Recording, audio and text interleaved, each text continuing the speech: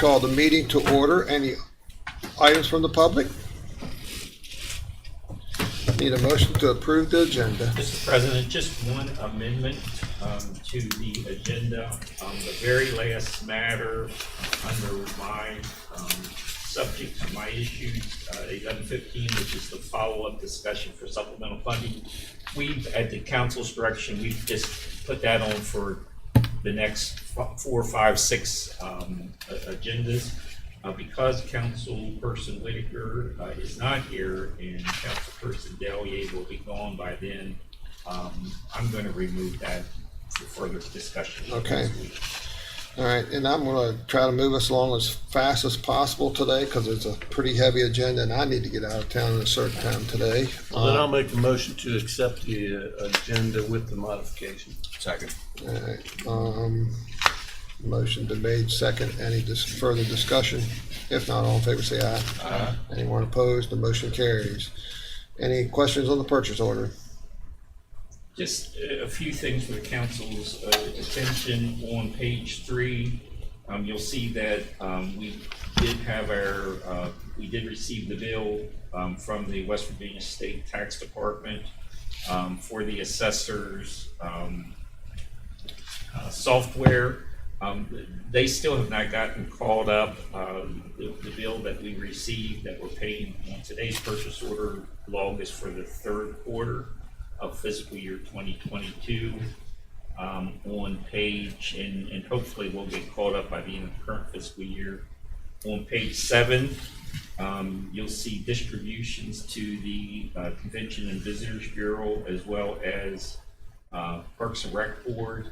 Our total hotel motel tax collection for the month of August 2022 was $100,227.64, which is It's like 600,000 a piece. it is. So we're well on track to exceed what we had budgeted for them the current year. In fact, if it continues the way it is, their total budgeted allocation for the current fiscal year will be met in the first 6 months. Yeah. All right. And Yeah, we've seen that on the CVB, the numbers that were coming in and seeing, and the city is the same. Yeah. On page 14, you'll see a $2,000 payment to What Barbecue. That is not general fund allocation. That comes out of the special payment, the special revenue account that the council approved several years ago for the Day Report Center and Recovery Resources for various special events that they have. So I didn't want anyone to think that we were using general fund monies for food that we typically Yeah, don't. because I didn't get any barbecue. You have to take that up to Mr. Saya. What is All Tire Supply electric tire changer? We added another central garage, another auto technician as part of this year's budget. We are now doing our own oil changes, changing our own tires and things like that in-house. You rotate the tires too? They do. Well, what is an electric tire changer? It It's actually the balancing It's the mechanism machine and that takes the to tires off the mount rims and dismount and mount the wheels. I'm Oh, sure. okay, Yeah, it doesn't do it automatically. It doesn't pull it off the car. Well, yeah, it said electric. I thought, man, you just plug it in and away you go. Just take the Get out of the way. Yeah, in fact, the That would be a good oil one. that was at EBTA has been moved down to $7.50, so we're doing our own oil changes, any kind of minor maintenance we're doing in-house now. Yeah, brakes and all that stuff. Correct. Penny, one of the things we might want to put a request in through IT, I'd like for the honorary council people to be able to have some read ahead. So that- okay, perfect. All right. Okay, that's all. So they don't get lost. All right. Anything else? All right. sir. We have How is the project, the roof project going down Baltimore Street? we're still waiting on the clips. We have the rolls of tin, we have the insulation, we're just waiting for the clips. Also, Reclaim, that you brought that up, Reclaim, who's doing the demolition of 126, apparently they've had some change in personnel. We now have a new Contact. site supervisor that's going to take that project. We're kind of starting all over again. They'll be here on Tuesday. Okay. All right, and then, How long will it take them to take that thing down? Anywhere from a week to 3 weeks, depending what the company calls. That's the same company that took down the building on the other side of the street, isn't it? It is. well, it's the one that took down, the old, where the new police department is, I Yeah, believe, they've for the done city of work for the city Martinsburg. of Martinsburg Oh, also. they did that one too? All right. Penny, I got a lot of names here that you're probably gonna need help with, but change in status, we have a new hire recommendation received from the Honorable Sheriff Nathan Harmon for Lawrence Meeks as a deputy with an annual salary of $54,187, effective October 3rd, 2022. New hire recommendations received from Jennifer Swisher, 911 Director, for the following as telecommunicators with an annual salary of $46,356, effective October the 11th, 2022.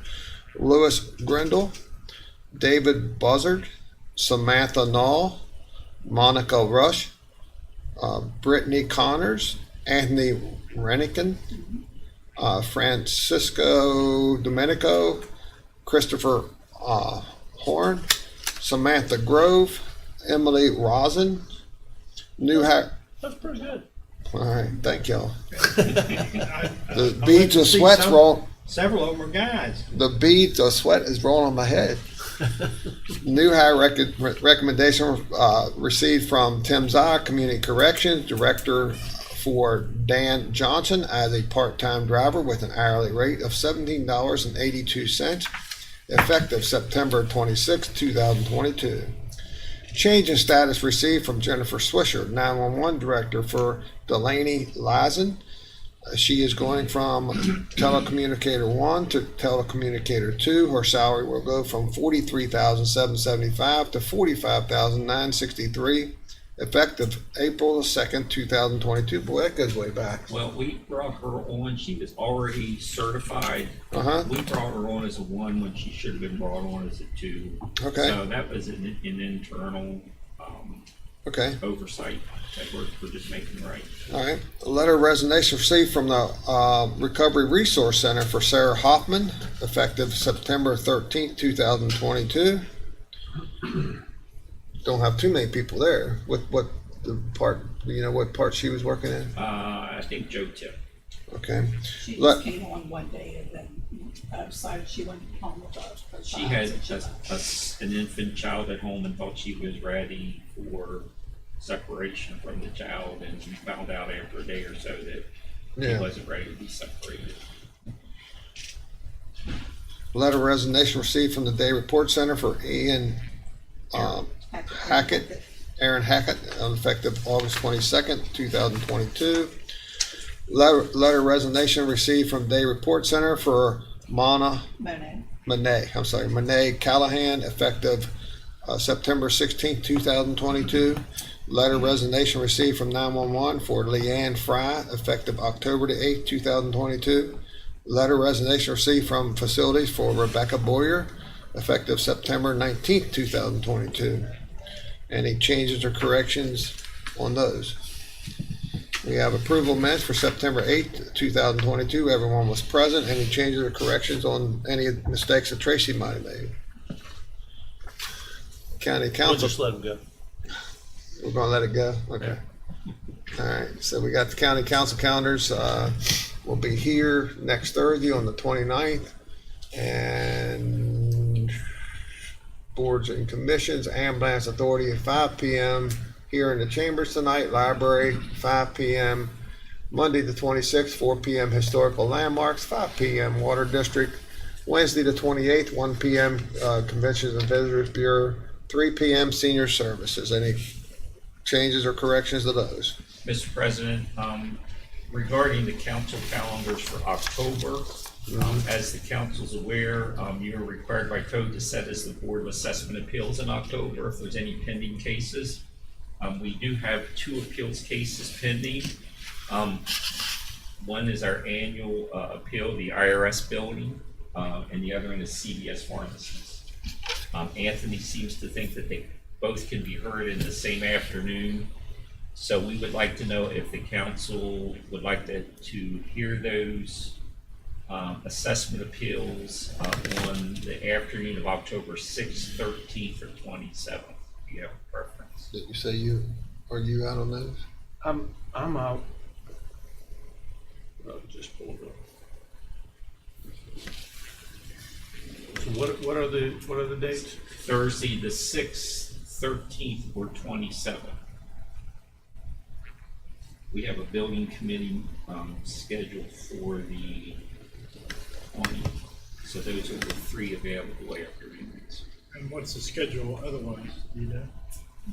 Well, no, it's not really early, but right now we'll keep it pretty light, whatever day, so you have at least a break for lunch.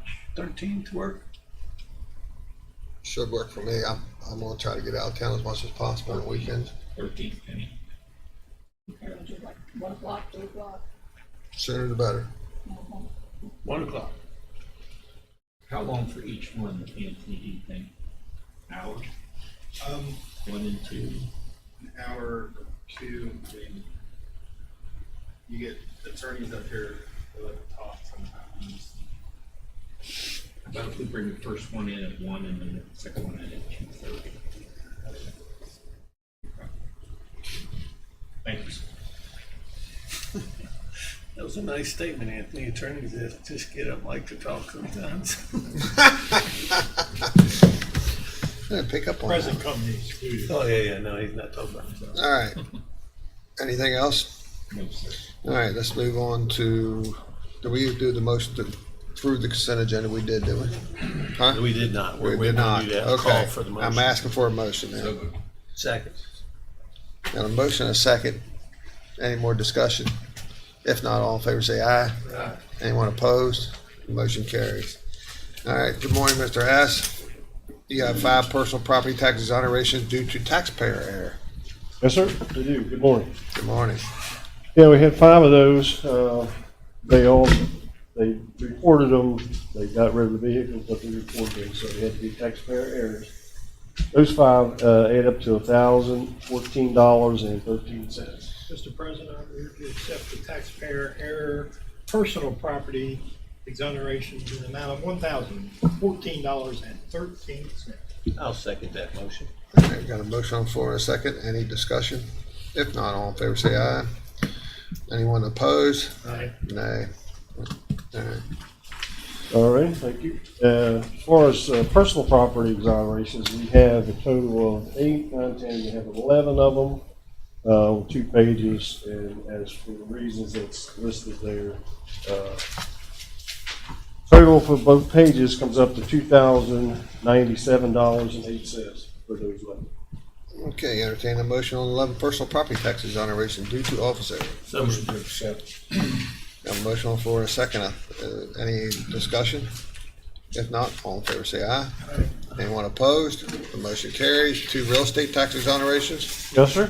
2 real estate exonerations for wrong tax class. I'm sorry, not wrong tax class. This had a 25% minus adjustment on it because it didn't have the second story finished, and that was just a normal thing to do. And it got taken off, so we had to put it back on. So for those 2, for both years, comes up to $550.98. Entertain a motion on the 2 real estate tax exoneration due to office error. Second. Motion been made second. Any discussion? So they don't have the second story built yet? Yeah, no, it was a Cape Cod type thing, and they didn't finish the upstairs when they had it built. And they were going to, and we put a minus 25% adjustment on it because it wasn't finished. We had, they had to knock off that value, and it's been 10 years. But we finally took it off for some reason, but they said, we're never gonna finish that. So we had to put it back on it because it's just an unfinished floor there. So it's going to stay on there forever? Unless they change it, unless they add and finish it. A lot of Cape Cods are done that way. Back years ago when Foremost was doing Yeah, that stuff, Mother's house was done that way. I didn't know. probably where you stayed too. I didn't know you got a 25%. Would you assess it as storage area? It's just unfinished attic, So it's got storage area, right? basically, yeah. All right. So need a motion. So moved. Have a motion on the floor. Second. Any discussion? If not, all in favor say aye. Anyone opposed? The motion carries. You have 2 apportionment of assessment to final taxes for final divorce. Yes, sir, we do. For Matthew, I'm not sure if you pronounce that, Matt Isney, and Miranda, they had two vehicles, total assessed value of $6,105. They wanted to split the bill so they could get a separate bill, so we divided the bill up, so they could pay those separately. The second one is for Okeneyers, Michael and Michelle. We can do them both at the same They time. do both. And same thing, they had three vehicles, total assessed value of $35,595, and we split the bill up so they could pay them separately. So just need approval on those two divorces. All right, need a motion on the two portion of assessment of final taxes for per final divorce. So moved. Second. Motion been made second. Any discussion? If not, all in favor say aye. Aye. Anyone opposed? The motion carries. I assume, Mr. Gokenhour, are you related? Here's my cousin. Oh, yeah. And we discussed that with our attorney, and he said that that was not an issue. Yes. It is not, it's really just a pro forma thing. The code, I just looked it up, does require they bring it before you, but you have no choice but to approve it because it's in the court's order. It says, wife gets this car, husband gets that car, he has to approve, it's just a process. So the decision's already been made. We're just a process. Yes. So, Thank you. yep. Yep. So, all right. We're basically just approving that the decision was made. Right. And the reason I had that discussion with him, he's a relative of his, Jim Whitaker's a relative of his, and I do business with him. So we wouldn't have been able to prove it anyway. Just to put on the record. Well, we're gonna have to get rid of one of y'all. All right, let's postpone board and meeting report for now. Well, let's go ahead and do the honorary, wait, back up. Board and commission vacancies, any activity on them? Hold on a second. You wanna call have Mary Sue come in for an interview? Yes, please. And also, I'd like to go ahead, reappoint Jeff Wilkerson from the city of Martinsburg to the LAPC. Second. Have a motion on the floor in a second. Any discussion? If not, all in favor say aye. Aye. Anyone opposed? The motion carries. So, it says on there that, Mary Sue Catlett is applying for, the mayor Mayor's Gano's, position. and the mayor Gano has never actually been through the process. It was just the development authority has to appoint.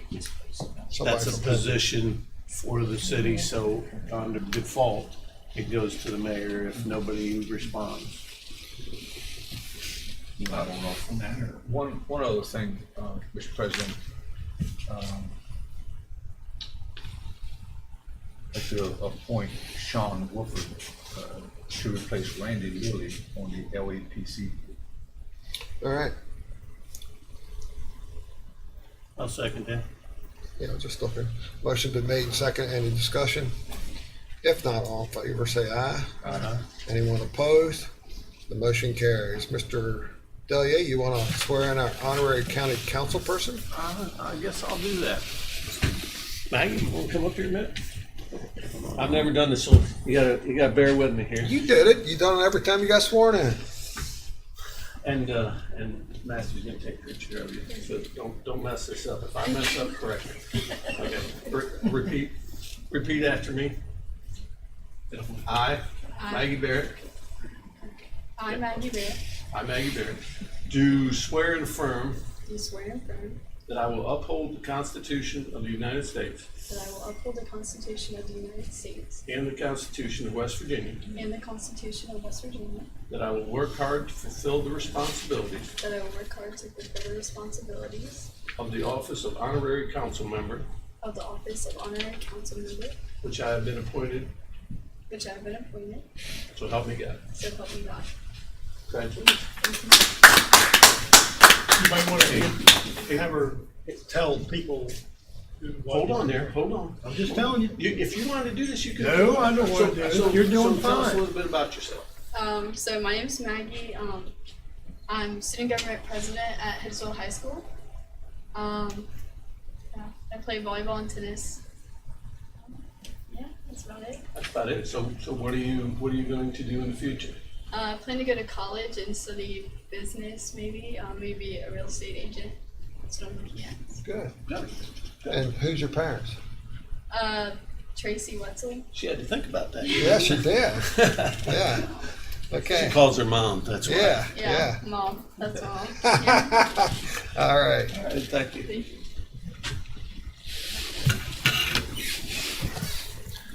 All right. Penny, you want to call Brian? And Penny, call Brian up and have him to be here at 10 after, well, I guess, never mind. We'll be all right. You got 4 bids, you said, didn't you, Yes, Mr. sir. Davis? We'll be good. All right. Matt, we'll have you come back in and take photos at break, okay? All right, we have a bid opening for RFP on bank qualified construction loans. Is this the $20 million? Yes, sir. So this does this year and next year? It is. If the council will recall. Don't drop it. On Thursday, August the 18th, after some discussion, and it was all part of the discussion for the funding on a variety of projects that, capital projects that we hope to be able to do over the next couple of years. You directed me to develop and distribute an RFP requesting qualifications and price proposals for tax exempt bond qualified financing and or investment of construction projects with $10 million of bank qualified funds being borrowed this year and $10 million next year. We did develop that RFP. We did a direct distribution to 8 financial institutions on August the 23rd. We also issued 2 addendums as a result of inquiries made by the various banks and lending institutes. The request for proposal did appear as a Class 1 legal ad in the Martinsburg Journal on August the 25th. We do have certification of publication on file and in your packet. The deadline for bid submission was 4 o'clock yesterday, and we received 4 proposals prior to the deadline. All right. First one is that just regular trust? What's that? Is that the trust? Trust, yes. All right, now let's get that out. Truist? Truist. Okay. The truest one. All right, this one is 20-year, interest rate 3.67, bank qualified What was the interest rate? 3.67. And if you'll recall, for purposes of They won't commit. discussion, They won't commit to a rate on the January 15th, 2023. Non-bank qualified is only, it would be 3.72, so not much of a difference for them. Interest quarterly, principal quarterly, which is what we asked. right? And when we were doing our estimates, I actually did the amortization of the 20 million over 20 years at 4%. Right. And we had heard that hopefully it would fall in between 3 and 4%. So And they're gonna charge a prepayment premium of 1% if you pay it off early. Oh, yeah, we never accept that. No. well, and that's one of the things we asked as part of your Legal review is $10,000. That's the guts of it. And what we'll do is, as you know, we listed a whole list of questions. What we'll do is we'll do a spreadsheet of each proposal, interest rate, as well as their response to each one of the of the questions in the RFP. Penny Truth is out of Charlotte, North Carolina. That's the OBBT. That's exactly what it is. I'm not so sure it's not, they changed their name. Cause that's where their headquarters was too, wasn't it? Not sure. All right, next one is Webster Bank, Concord, North Carolina.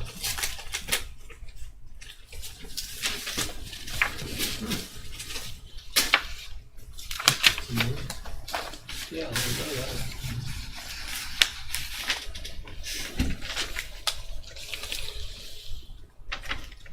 Approximately 20 years is the term, it says.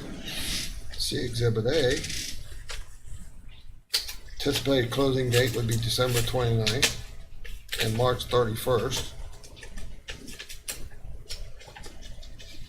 Make quarterly payments. Rate is wait a second. Rate is 3.91. 10-year 8.15 U.S. Treasury note yield plus 1.5 times 0.79, 3.45% plus 1.5 times 0.79 equals 3.91%. Can lock close 30 days from this term sheet date or 30 days prior to closing, and indexing noted above. Interest rate locked. The interest rates quoted above are valid through October 21st, 2022. Well, that don't work, does it? He's gonna put it all on a spreadsheet. So I you know, don't but need to read the whole they're thing. saying the rates are only locked until 21st of October. I get it. Oh, you're saying I don't have to read them? Yeah, I like reading. I know, but you were telling me you were in a hurry. You're right. I gotta remember telling that. Yeah, but that's pretty important stuff. I like this. I'm just going to work through break. Okay, you can do that on your break, read through it. All right, that's the guts of that one. Got too much time with it here. All right, third one. Carty and Company, C-A-R-T-Y. That is the company that Greg Isaac is now a principal in. Okay, We did send it to Cruz and Associates also, but they did not receive. is that right? That's crazy.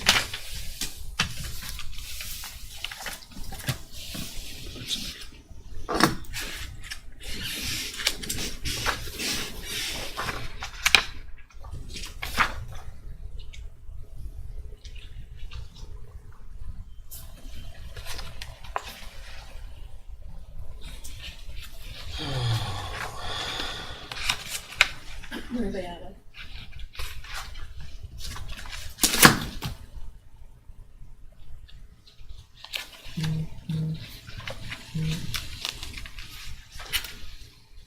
Memphis, Tennessee. Memphis. Mm-hmm.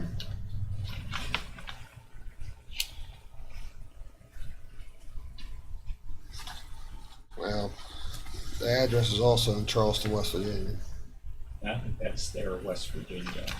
Right.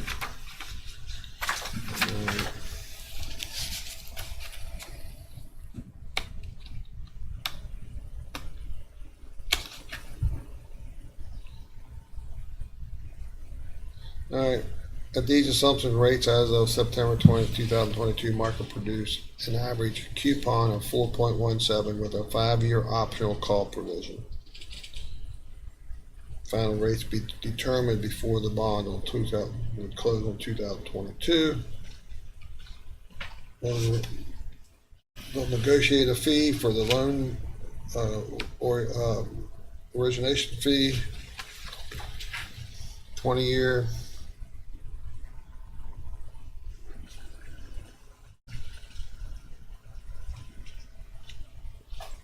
Negotiated prepayment penalty if errors on.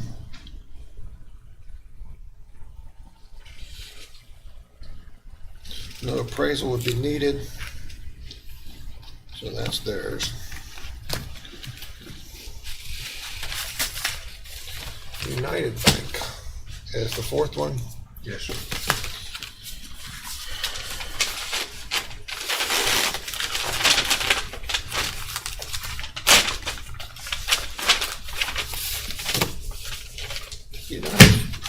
right here in West Virginia too? Yes.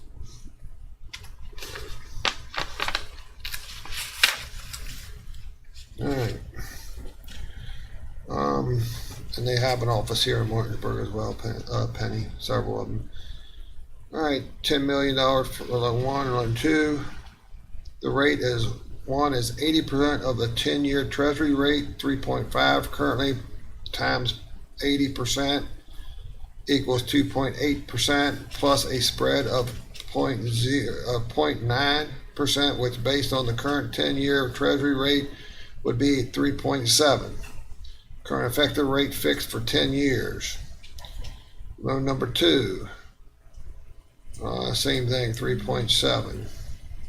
Both rates can be locked within 30 days of loan closing.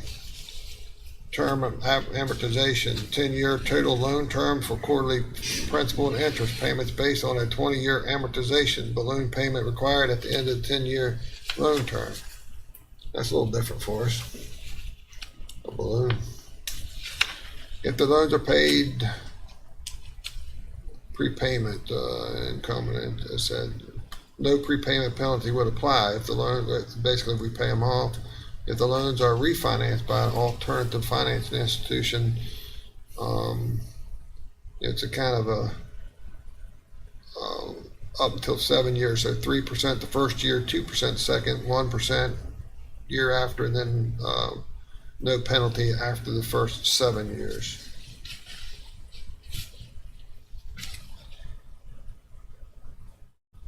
No fees will be charged, and that's the guts of that one.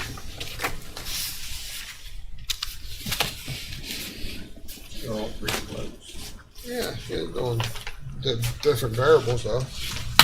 And you figured that was before the Fed bumped their interest rate. There you go, Dan. Oh. All right.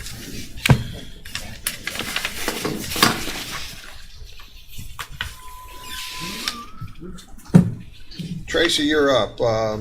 Tracy Gillums, and April is here today.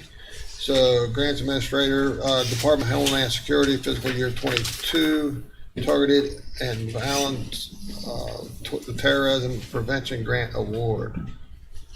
This is for an acceptance of the Department of Homeland Security Targeted Violence and Terrorism Prevention Grant, 24 months for a federal award amount of $383,563. The total match required is 0. We applied in Category 1, Raising Societal Awareness, Category 3, Civic Engagement, Category 5, Threat Assessment and Management. Berkeley County will establish a coordinated Berkeley County Homeland Security program, including a county-wide multidisciplinary threat assessment and management task force supported by education training, technology to mitigate, refer, and respond to targeted violence. Under the leadership of the county law enforcement in partnership with emergency management and first responders, the task force will develop a sustainable countywide communication plan with standardized protocols regarding violent crime, increased awareness, and competencies through training sessions and increased school and community-based efforts to encourage reporting of suspected behavior, threats, and violent crimes. The task force will meet regularly to communicate, collaborate, and consolidate knowledge from which plans are made, actions determined, and future decisions influenced regarding risk, readiness, and response. The Berkeley County Homeland Security Threat Assessment and Management Task Force will enhance the long-range community-wide emergency plan, ensuring all citizens achieve a superior quality of life within a safe, active, and healthy community. Berkeley County was one of 43 organizations to receive funding across the United States in a highly competitive grant. The grant funding will pay for the following: 1 full-time threat management specialist, salary and fringe; 4 specialized trainings, including travel for school resource officers and SWAT team members; a consulting firm for 8 days a month for 24 months, including 3 trainings, county emergency plan, training and threat assessment management task force, training the threat management specialist, supplies, papers, ink, and binders. So we've been awarded the grant. Mhm. Okay, all right. Everybody's on board. We've already had that discussion, right? Yeah. All right. Need a, Coordinator. gotta hire somebody. Coordinate the grant or coordinate the task force, and it falls under Homeland Security, so it falls under Randy. Okay. Randy knows. Oh, I said, does he know? Yes. I worked with both Randy and The sheriff. Sean and the sheriff in coordinating all that they wanted. Who's on the task force? That's to be determined. This consultant group, they would come in and they will help develop a countywide plan. They will help determine where task force members should come from, who they should be, and then training them and training the people like Randy and his staff who will, after the 2 years, will carry the things out themselves. So the task force, I assume, would be water, sewer, health, police, that kind of thing. It wasn't in detail when I wrote it, but I'm sure it would include infrastructure, large infrastructure Yeah. places and things like that. And although there's no match required, this again is one of those grants where we pay upfront And then they reimburse. and then we reimburse. And So when does it become effective? As soon as I'm given permission to electronic sign. So she says that's hinging on your shoulders, Mr. Barnhart. Well. So I need a motion. I move to accept, All right. Approve. whatever. All right, we have a motion on the floor, and we have a second. I'll second motion. Second, any discussion? If not, all in favor say aye. Aye. Anyone opposed? The motion carries on that one. We're moving right on through break. All right, you go, there's Matthew. All right, we have Tracy, Grant Administrator, Administrator, Matthew Umstead, Director of Policy and Strategic Planning, 110 West King Street, consideration and application for historic site designation. All right, this one's a big one, Matt, so let's talk about this one. Morning, everyone. Good morning. I wanted to present this. I'll try to be very quick. All right, no, go ahead. Basically, this is an opportunity to apply for historic site designation for 110 West King Street. Is this a national It historic? would be the National Register of Historic Places. It comes with no strings attached if no money is applied for. In other words, if you apply for funds, that's when strings are attached. The designation by itself means prestige. It basically says your building is considered to be a national register site. In other words, you could tear it down the next day. You wouldn't do that, but you could without any restriction whatsoever. Only when you request or apply successfully for grant funds do any kind of, regulations come into play. Okay. We have received interest from the private sector. If we were to obtain this national designation So for contributing toward the museum project. I guess one of my questions is on that is, how old does a building have to be? Because that building's probably one of the newer buildings downtown. Randall advised several months ago when we first talked about this. The minimum for any building is 50 years. 50. The building was opened as a bank in 1970, so that would make it 52 years old. It was started construction in 69 and then finished in June of 1970. Okay. The private sector interest is interesting. I didn't expect it, but I was contacted and advised that if we did get this designation, recognizing the architecture of the building, and I would not really want to go into a lot of detail about who the private party would be contributing toward the project, but the architecture criterion, basically how the building looks, is the factor for the designation that would be the successful the possible successful designation for it to be a National Register site.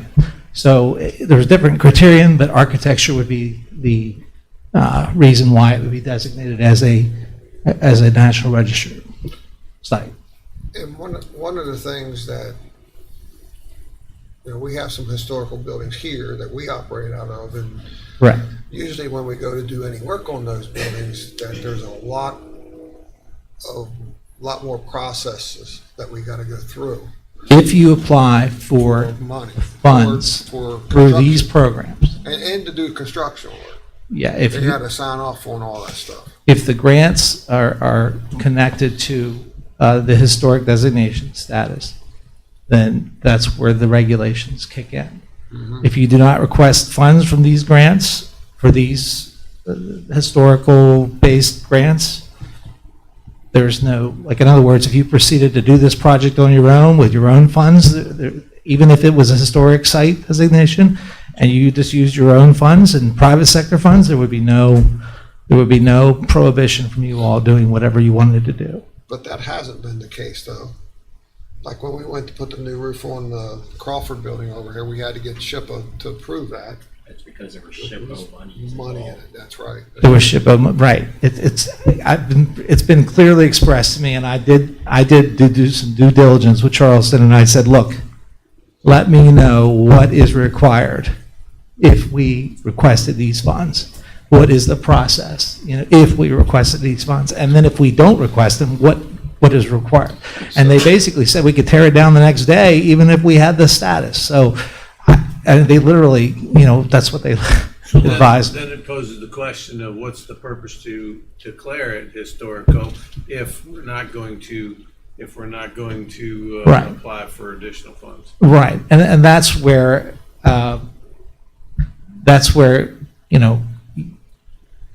that's the first layer of it. Yes, correct. If we were to designate it as historical under the architecture criterion, I've received interest in private support being contributed to the project. And there's also the prestige of just having a museum building dedicated to history, as, recognized as a historic structure. Is the courthouse 100 designated as a national historic? It is listed on the National I see Register. everybody, I see all kinds of bobbleheads going. Yes, it has been listed on the National Register as a contributing structure, a National Register site since 1979 or 1980. Okay. And we've done a lot of repairs that we didn't have to jump through hoops on. Well, it has to do with funding sources. Right. So we used a lot of the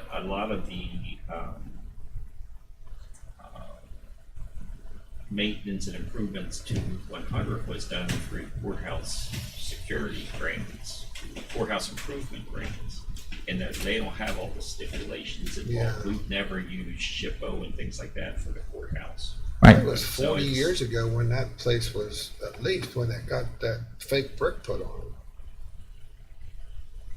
The fake brick probably, I don't want to get into what was done in the past with that courthouse, but the fake brick probably, I don't know how well that was received in Charleston. I know. Don't want I to mean, speak too much to I'd that. love to see how bad that brick is behind that fake stuff. Yeah.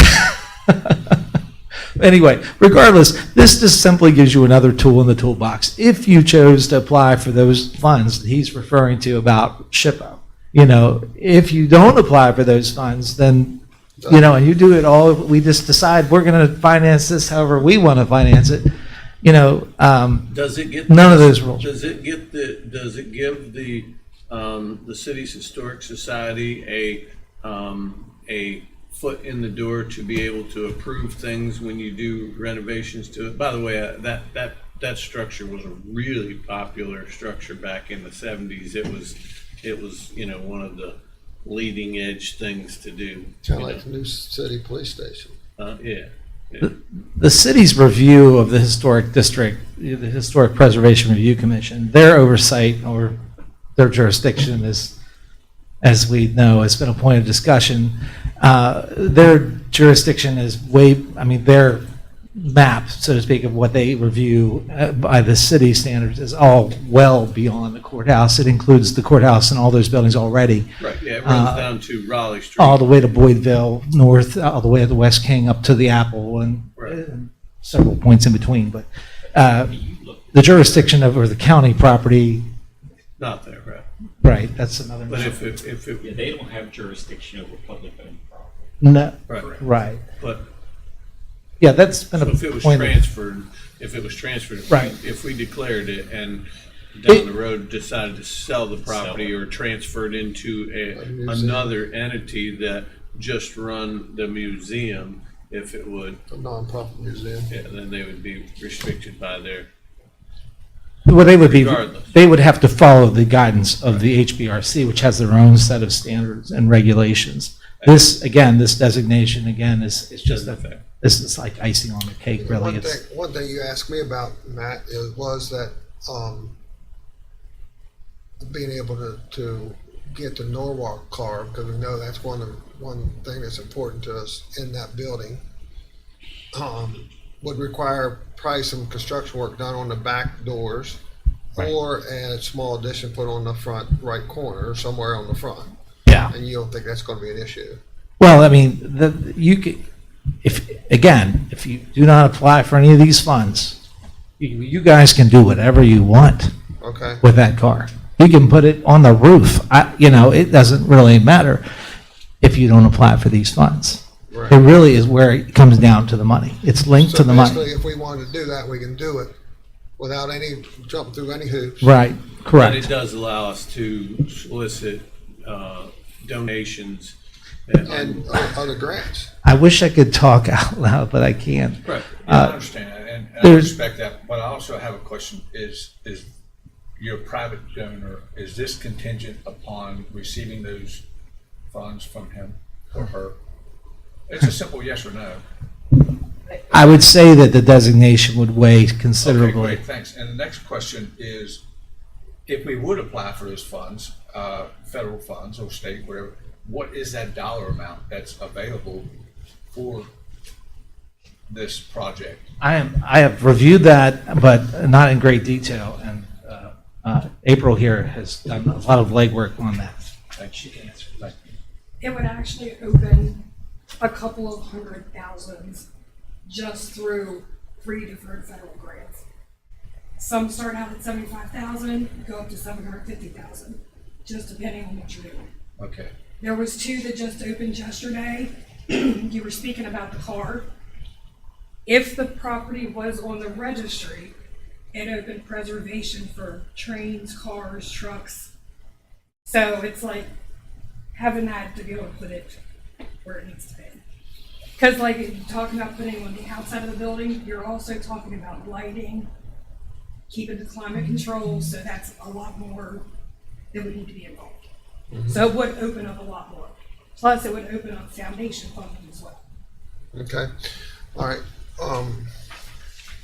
You just triggered something that April, it's already went by me. Might have to have you start over again. All right. All right, I got it. So I called it back. oh, go ahead. Yeah, don't delay me. So how long is a process is it to get on to be recognized as a historical site? What's the length of the process? Unfortunately, it's dragged out quite a bit because the board that reviews the application doesn't meet until the next time that we could possibly even get on their agenda would be the end of February.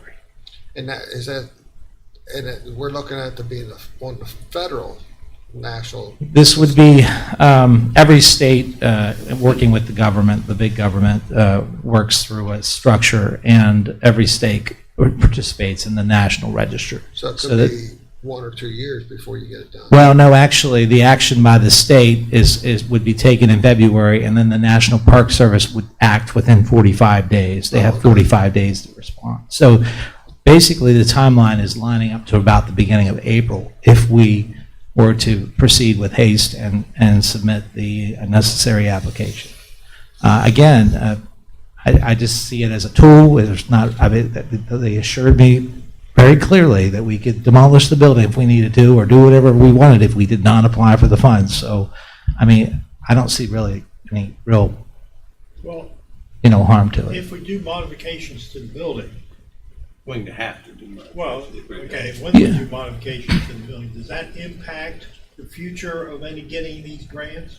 If there's a process for, if you were to get the national designation, the National Register designation, and then you were to apply for funds after that point, and you wanted to make modifications, there's a process involved where you would have to go through to say, okay, we want to put, Funds. If we're going to use those funds to Right. change the building, we Right. have. If I understand Jim correctly, I think what he's saying, and correct me if I'm wrong, if we go ahead and modify the back of the building so that we can get a car in there, is that going to affect us applying for grants in the future through the national grant?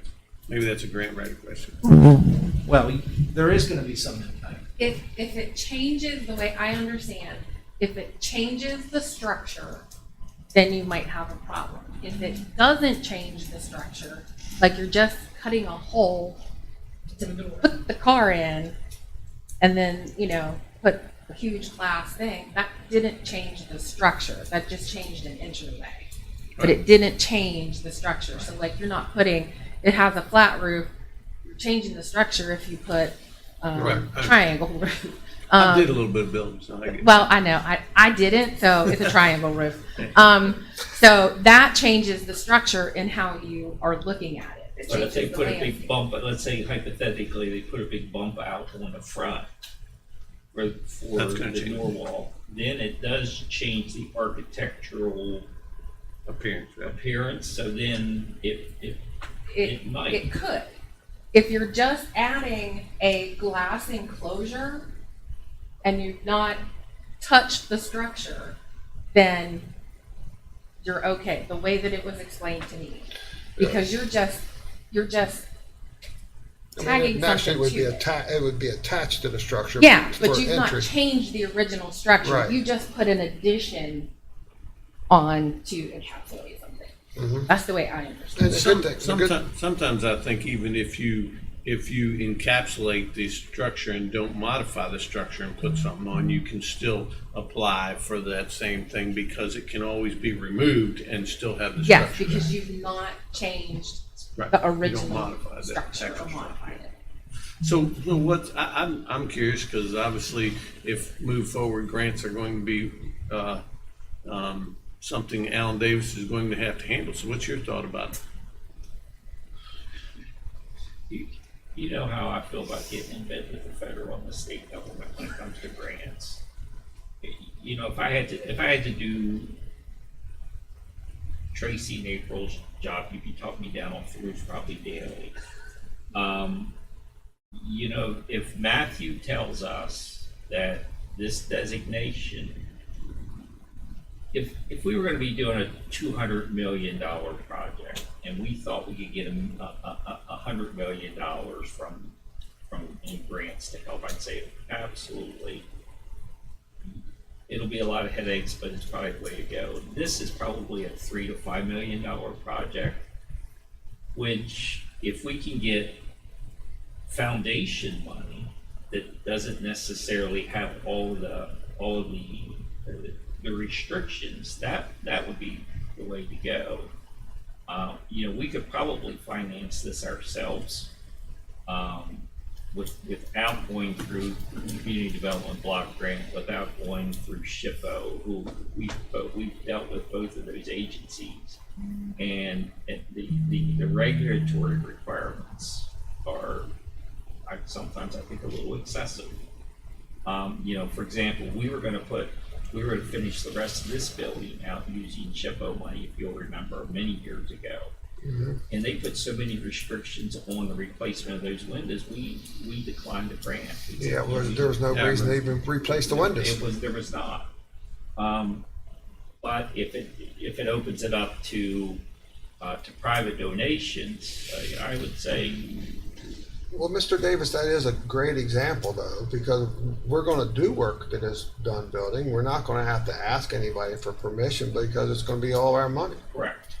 right? So It doesn't hurt to have the designation as long as we're careful about the funding source. It's not hamstringing us down the road for something else. Correct.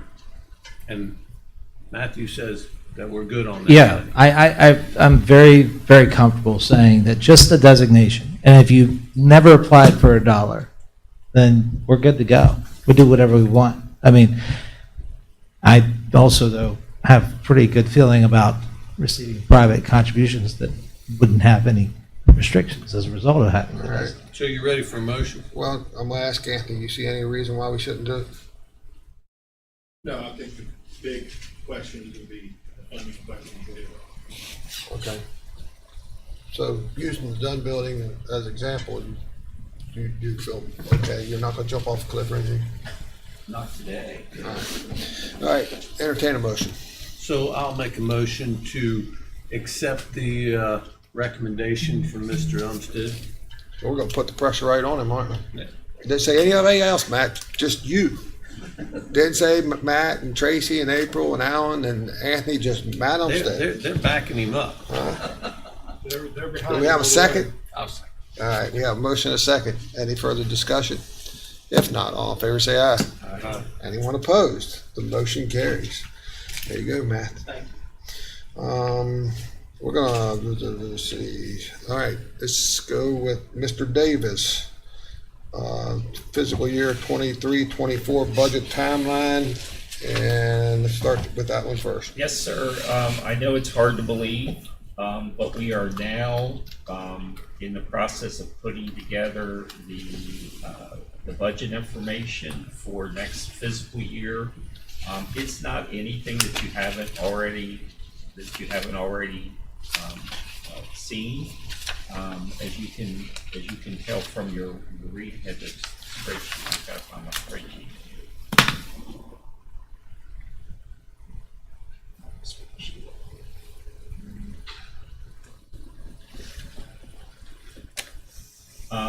We will distribute the budget packets for 23-24 no later than November 14th of this year. Outside agency budgets will be due no later than January 6th of 2023. And of course, as they come in, we'll start scheduling those right away. Budget hearings will begin on or about January 12th. Last year, we actually had some scheduled a little bit before that. Internal budgets will be due the 13th of January. By the 19th, I'll have all the budgeted revenues and expenditures for the first 6 months of this fiscal year, as well as actual revenues and expenditures for next fiscal year, the projected revenues for 23-24. All the spreadsheet for the budget request will be provided to you by the end of January. The West Virginia Code requires that the County Commission sits as the Board of Equalization and Review no later than February 1st of the tax year. So you can see we actually start that on January 26th and hopefully we'll be done on or about February 16th of 2023, with the 21st and 23rd held out as optional dates if necessary, but you must go sine die no earlier than February 15th of the tax year, but no later than the last day of February of the tax year. We'll continue budget hearings through February. Hopefully, if you go sine die on or about February 16th, we will be working with the assessor and have the assessor present your certifications evaluation on February the 2nd. Meet with the electeds on the 9th, adopt the budget on the 16th, which then gives me 2 weeks to get everything together into the state auditor's office. So these are pretty much the dates and the timeline that we've used in the past, and it's worked out pretty well. If we do this really fast, Mr. Delier, I think we could crunch this down to have it done by January 31st. And I think we can win that vote while Mr. Barnhart's out, because it's 2-1 right now. There you go. We can speed it up 3 months. That's right. What do you think? You want to make that motion? Huh? Be careful. You gotta, I don't know, I don't know if you're gonna get off on Friday or Thursdays and be going to the. I can filibuster this till Barnhart gets back. All right. Anybody have any issues with Mr. Davis's timeline? If not, entertain a motion to approve. Motion to approve, sir. Motion's been made. Do we have a second? I'll make a second on that. I think that it's important. This is, obviously, we're not going to be here, but I think it's obviously a housekeeping and that needs to be done and started. And not only does it need to be done and started, but I think a plan is always a basis for modification moving forward. So I think the council in the And future. it gives us, can we obviously started this modify. about 5 or 6 years ago, and it gives us some structure, and it gives us benchmarks that we can clearly meet. So we're it's- always the first one to get it back into the stage, so. We are, and it's worked out pretty well. This is kind of tried and true. All right, so, thank you for burning up our 5 minutes of time there, Mr. Delier. All right. Any further discussion? If not, all in favor say aye. Aye. Anyone opposed? The motion carries. All right, Brian's here. yeah, let's do Brian and we'll go back to the school resource officer. Well, Mr. Barnhart's here now, so let's go ahead and finish you up, Mr. Davis. School resource officer contract, as the council's aware, on July 19th, the council office received the school resource officer contract for the school year 22-23. Prior to receipt of that contract, neither your legal department or the council staff had the opportunity to review the agreement. For purposes of legal content, certainly I think the legal department looked it over and said, maybe if they had had an opportunity to weigh in early, they would have made some changes and some minor tweaks. But for all in all, it met acceptable legal content. However, as I reviewed the contract, it states on page 1 that the board, meaning the Board of Education, agrees to reimburse the council for its expenses in providing 3 school resource officers, 1 for Musselman, 1 for Hedgesville, and 1 for Spring Mills.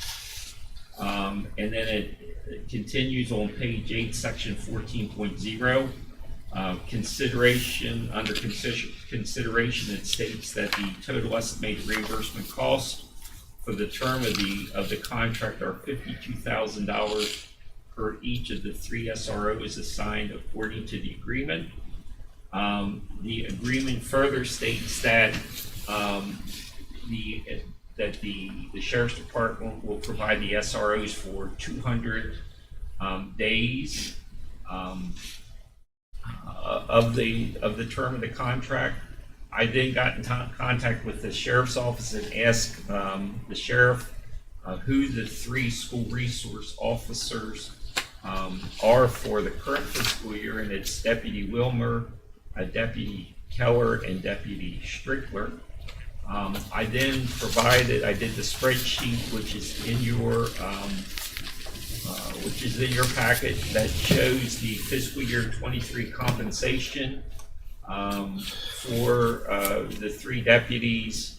I took the total payroll costs, added in workers' compensation. I amortized the cost of the cruiser, $32,325 over 7 years. Typically we use 5 years, but we use 7 years in this case because these are not going to be true road deputies, so the wear and tear on the cruisers will be minimized. It costs us approximately $15,000 to outfit each cruiser, which again I amortized over 5 years. Included the auto insurance and fuel and fleet maintenance, and I only used $50 a week for fuel and fleet maintenance. Again, knowing that these cruisers will not be run as often. I then totaled all 3. Which is very, very low. It is low. I mean, you're talking what? Today's cost, you're talking 15 gallons? Yes, sir. Not even that, 12 gallons a whole week. Totaled the cost of all 3 The average per SRO is $96,295. Took divided that amount by 260 days, which is $370 a day, and then multiplied it by the 200 days. So it comes out to $74,073 per SRO is our actual cost. And again, I think that's probably maybe even on the low side. At the direction of the council person Gokenauer, Sheriff Harmon, and I met with Ron Branch, the Assistant Superintendent of Berkeley County Schools, on Friday, September 2nd, 2022. Mr. Branch, listened to the process that we went through and said that he would report back to Ron Stevens, who's the Berkeley County School Superintendent. And as you can see from the correspondence, the email that we received on September 8, 2022, Board of Education will not increase their payment beyond $52,000 per SRO, which leaves us a gap of about $22,000 per SRO, or $66,000 total. And that's kind of where we're at. just for the record, our agreement has always said that they would reimburse us for all of our costs. So when was the agreement put together, the original agreement that we're talking about that hasn't been updated in a long time? Well, the 52,000 hasn't been updated for probably 7 or 8 years. So Maggie, I see you looking and reading and paying close attention to this. What we're talking about is that 7 or 8 years ago, there was an agreement made between the county and the school systems to have resource officers in the schools. And what's happened, it hasn't been updated because wages continue to increase, costs continue to increase for cars and everything involved. And this should have been visited on an annual basis, and it wasn't. So that the system failed in that part, and we didn't revisit it. And now we've came to find out, and the school board says they don't have no additional funds to be able to do that at this point. Do you have any questions? Do you see the officers in the school? Yeah, I see Deputy Wilmer every day. So. And you read that. Yeah,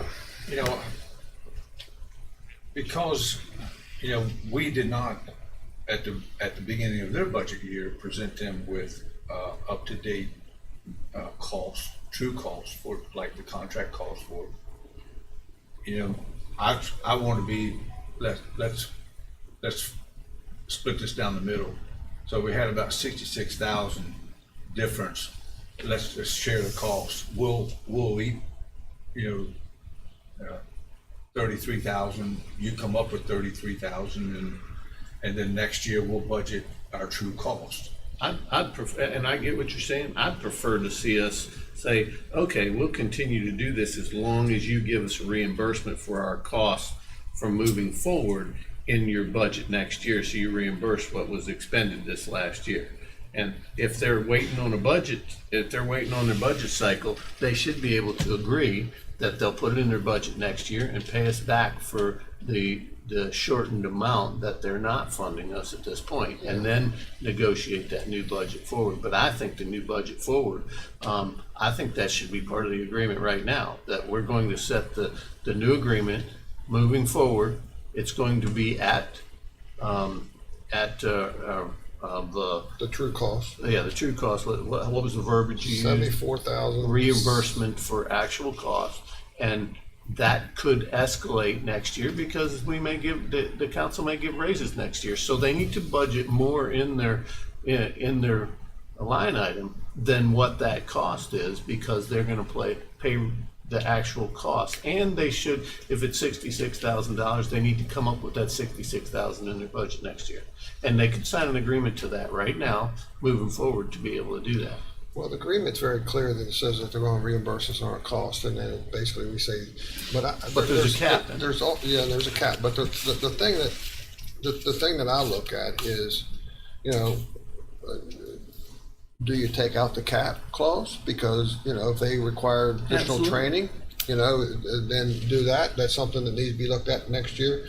I look at this, if it hasn't been revisited for the past 7 years, I look at this that they got a discount for the last 6 years already. And I know that we have contingency money in our budget, and our budget's 40-some million, and our contingency started out with 2 or 3 million. Their budget is 300 million probably, so theirs is, let's say, 9 times bigger than ours, so they should start out with about $18 million in contingency or something.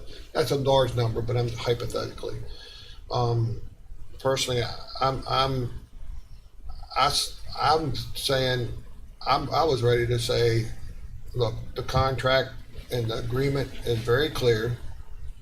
I'm sure they give raises when they can, so they know what type of inflation we have. They should, in their budget cycle, they should be planning for that, the same way as Mr. Davis does on our insurance. He's thinking our insurance is going to go up, so he adds $250,000 or something. So, and then when we get through it, we always have the number before we actually set the budget, or his number's a little strong. So I think we've done ours due diligence. Unfortunately, they haven't done theirs. And I'm going to say, at the minimum, do what Dan's suggesting is we'll keep it this year. We'll expect payment this year for what last year was, and when they set next year's budget, they make us whole, plus the new rate for next year. Aren't there several federal grants for schools? I can't imagine not being federal grants for that. Yeah. Well, I mean, there's a couple, I see a couple of little things here is the partnership that we have with the school system, for one thing, is tremendous. And we also do have a responsibility as with our law enforcement to provide safety in our school system. So we've got some skin in the game too, and that's why I wanted to see us meet in the middle. And even, I like your idea, I like it a lot, your thought process there, but even with that, I would only be looking for the 33,000, not the 74, because I feel that we do have some responsibility. And there's school systems all over the country that provide their own security and have that line item in their budget to do that. It's not a part of the sheriff's department or the county councils to provide security for a school system. Although we came to an agreement, the council at one point came to an agreement to be able to do that, and I believe, in all fairness, that the council that agreed to that said, yeah, we'll help you out as long as you pay us the cost. Sure. And they're already getting that service at a much reduced cost than if they had to do it themselves. No, I agree. And I would say getting better service. I would agree. Highly trained, highly responsible. Not only that, but they have a law enforcement. They have a law enforcement staff that's large enough. If one of those guys is on vacation, they don't have to hire an extra guy because another one can step right in. So it would cost them more to do it if they did it by themselves. Absolutely. And I think, in all fairness to the agreement, whether it's their fault that it didn't happen or our fault, I find it, like Doug, hard to believe that they don't have some cushion in their budget when they have a $300 million budget.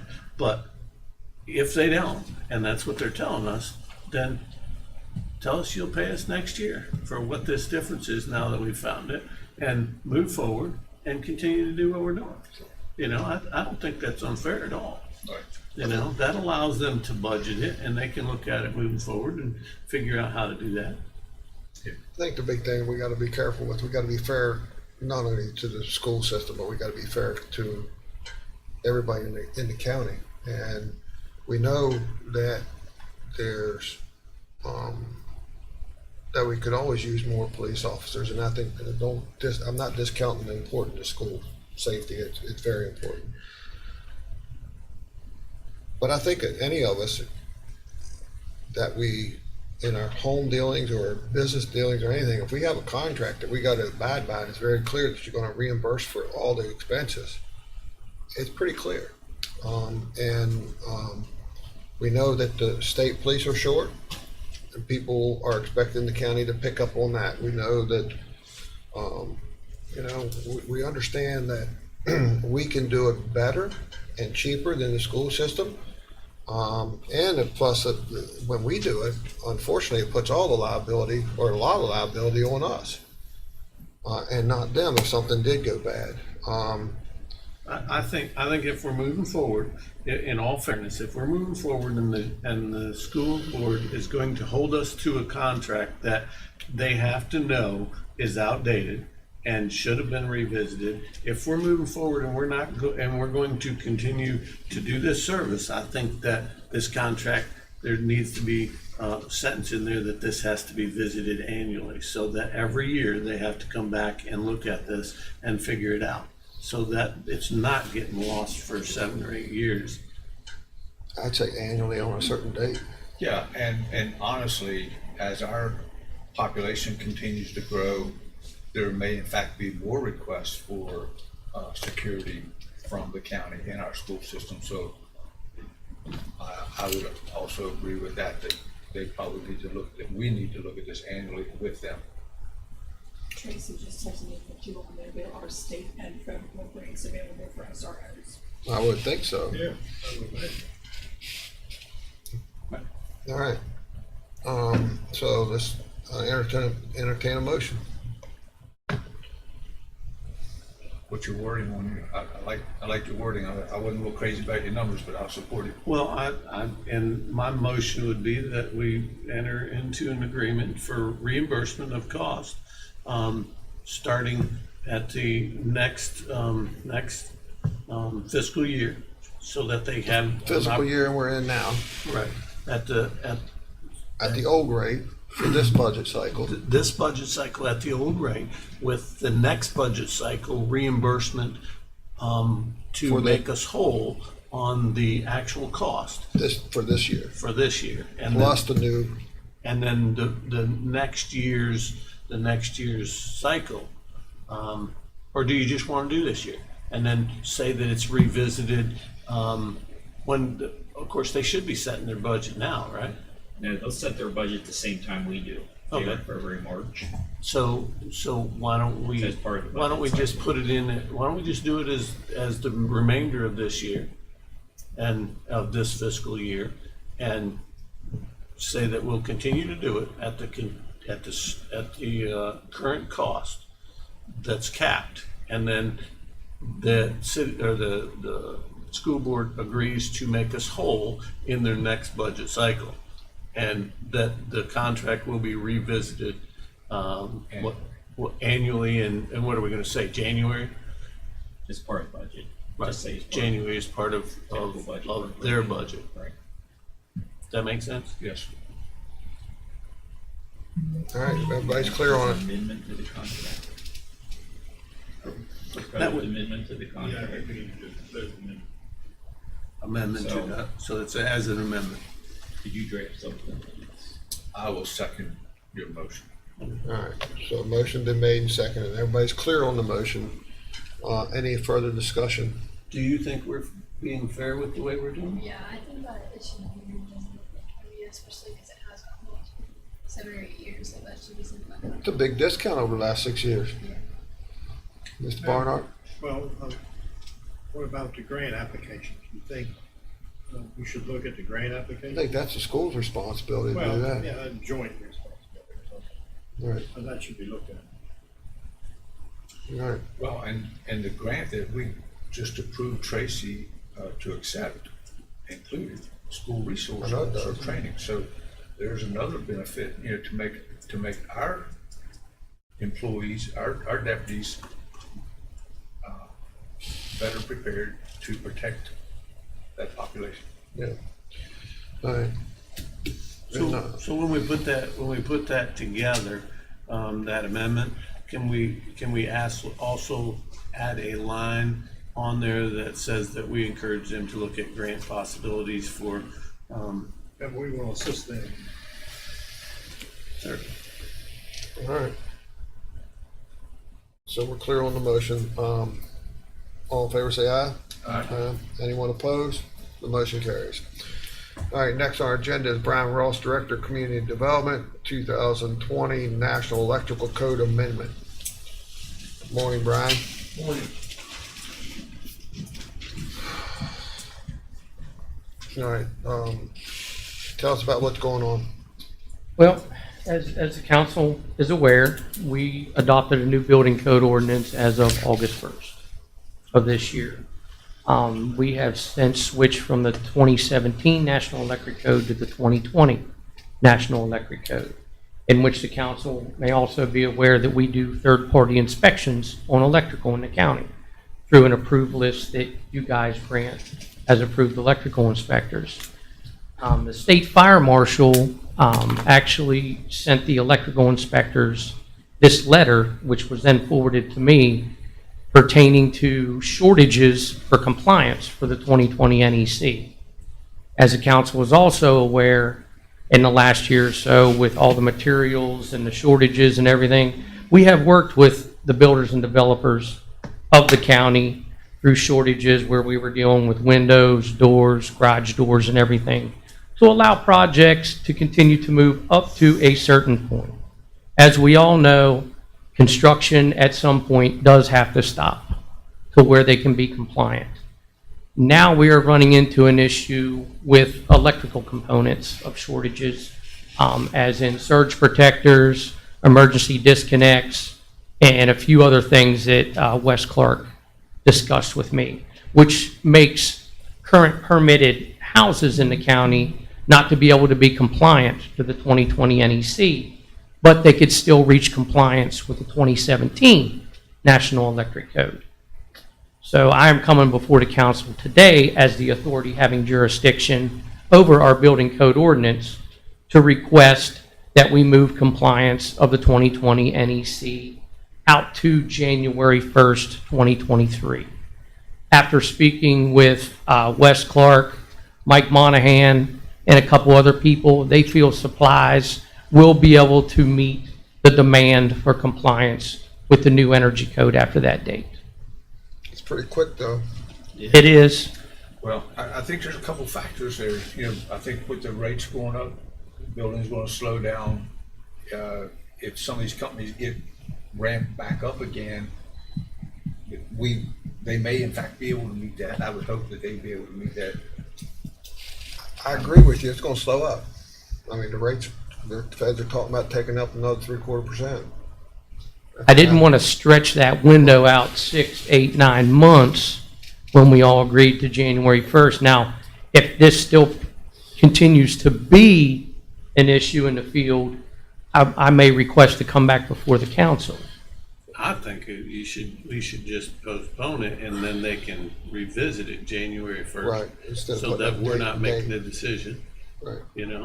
They could, if we postpone it now, then the council can look at it in January and reassess at that point and determine whether or not the shortage is a problem. Why don't we postpone it and revisit it the 1st of December? Well, but he's going to have builders and homeowners already faced with the shortage. No, not postpone that. We're going to stay with the 2017, which it will meet, as long as they meet the 2017. We're going to postpone adopting or not adopting, but enforcing the 2020 until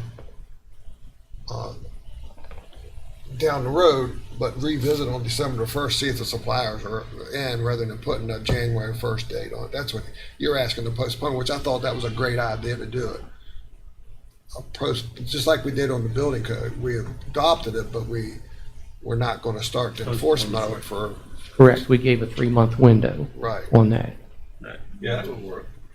I just think you need to postpone it until you actually get to revisit it and see that you're able to get those products. If not, you're going to have the same problem you have now. Yeah, go right back through this again. So if you just postpone it now and then revisit it, in December or January, whatever you think.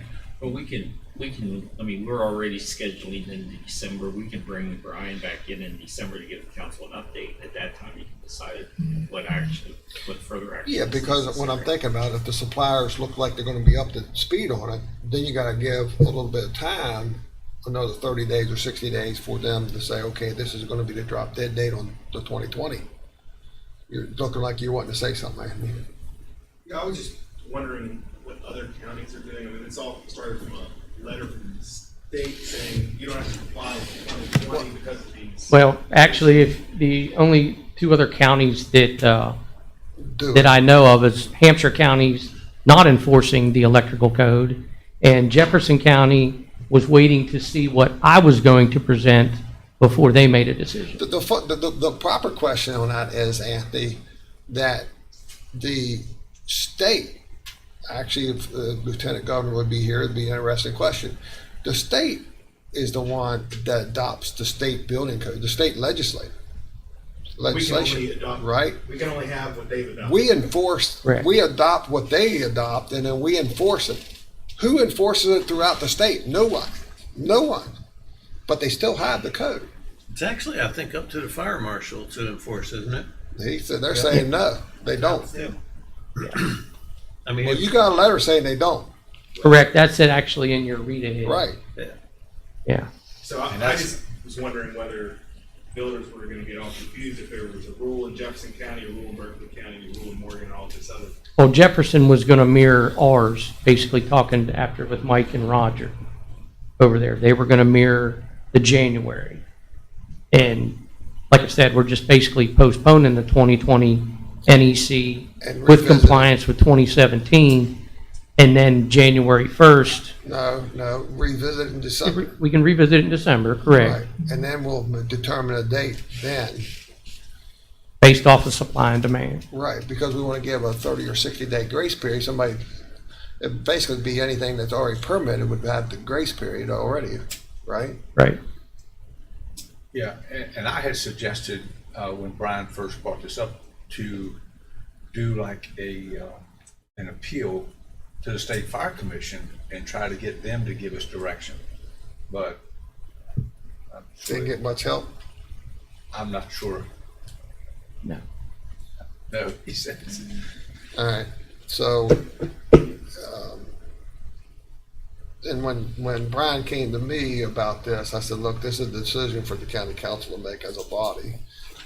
So need a motion to, on the, to stay with the 2017 electrical code, and revisit the situation, in December, to, on a date to, start to enforce the 2020 code. Does that sound right? Yes, Is that a motion, Mr. Goodman? I will make that motion, sir. Thank you. Do I have a second? second. Second. Any discussion? If not, all in favor say aye. Anyone opposed? The motion carries. Now we'll make sure notification is sent out to our approved electrical inspectors. All right. All right. Thank you. Yes, we're ready.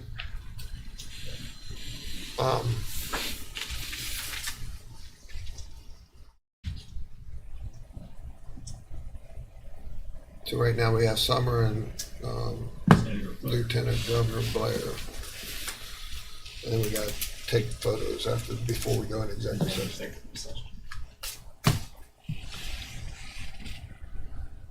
So you're gonna take photos now or later? Before we go into executive session. Okay, so then I'm going to. Dazzle. Yep. Huh? Yeah, they're, actually, they're right outside, so go ahead and get them and. I'll tell them to come in.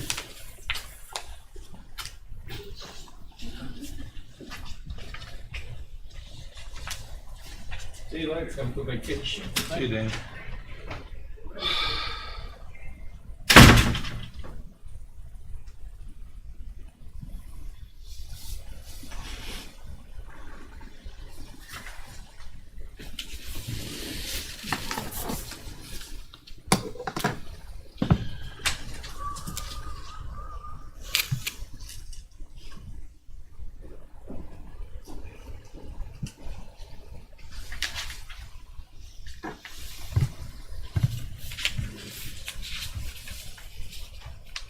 All right.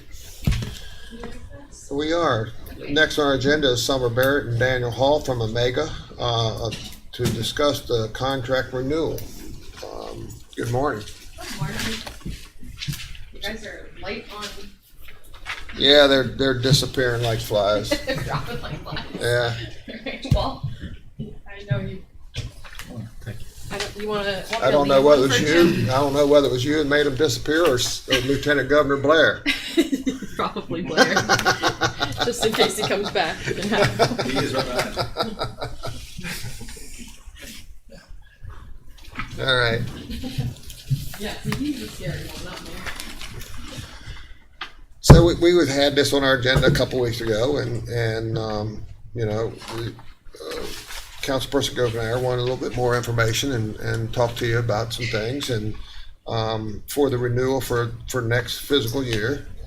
So you want to go into your explanation of some of the things that got done, and Mr. Governor, I'm sure we'll have some questions for you.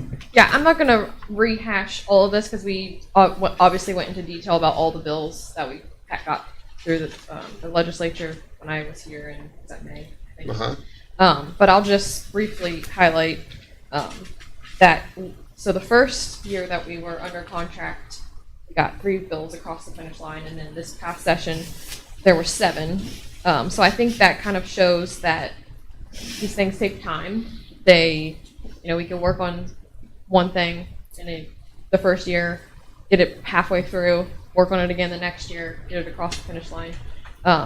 Or you might work on it for a few years and finally get it done. So I think that kind of is a good point to make. And then the bills that I had listed that we worked on and didn't make it across the finish line, I think we've been making progress with all of them, and they're things that we should continue to work on going into 2023 if you all still see them as priorities. And the same with the ones that weren't taken up. But obviously the ones that we've been making good progress on, I think we should continue to work on. Even the one with the legal advertisement, it made some ground. It's just basically in a pilot program right now, I believe, right? The state was doing some of it, and then... Yeah, the state has set up their website, and they're putting their, all of the state departments are Right. using it. Yeah. And the one with Senate Bill 588, rails with trails, that I think that one gained a lot of traction. There was a couple words that might have changed the way that went, right? Yeah, it unfortunately died on the last night of session due to, I guess, a technical error. So that should be easy to pick up and get through the process again. County sales tax, I know that's been a topic that's been talked about heavily.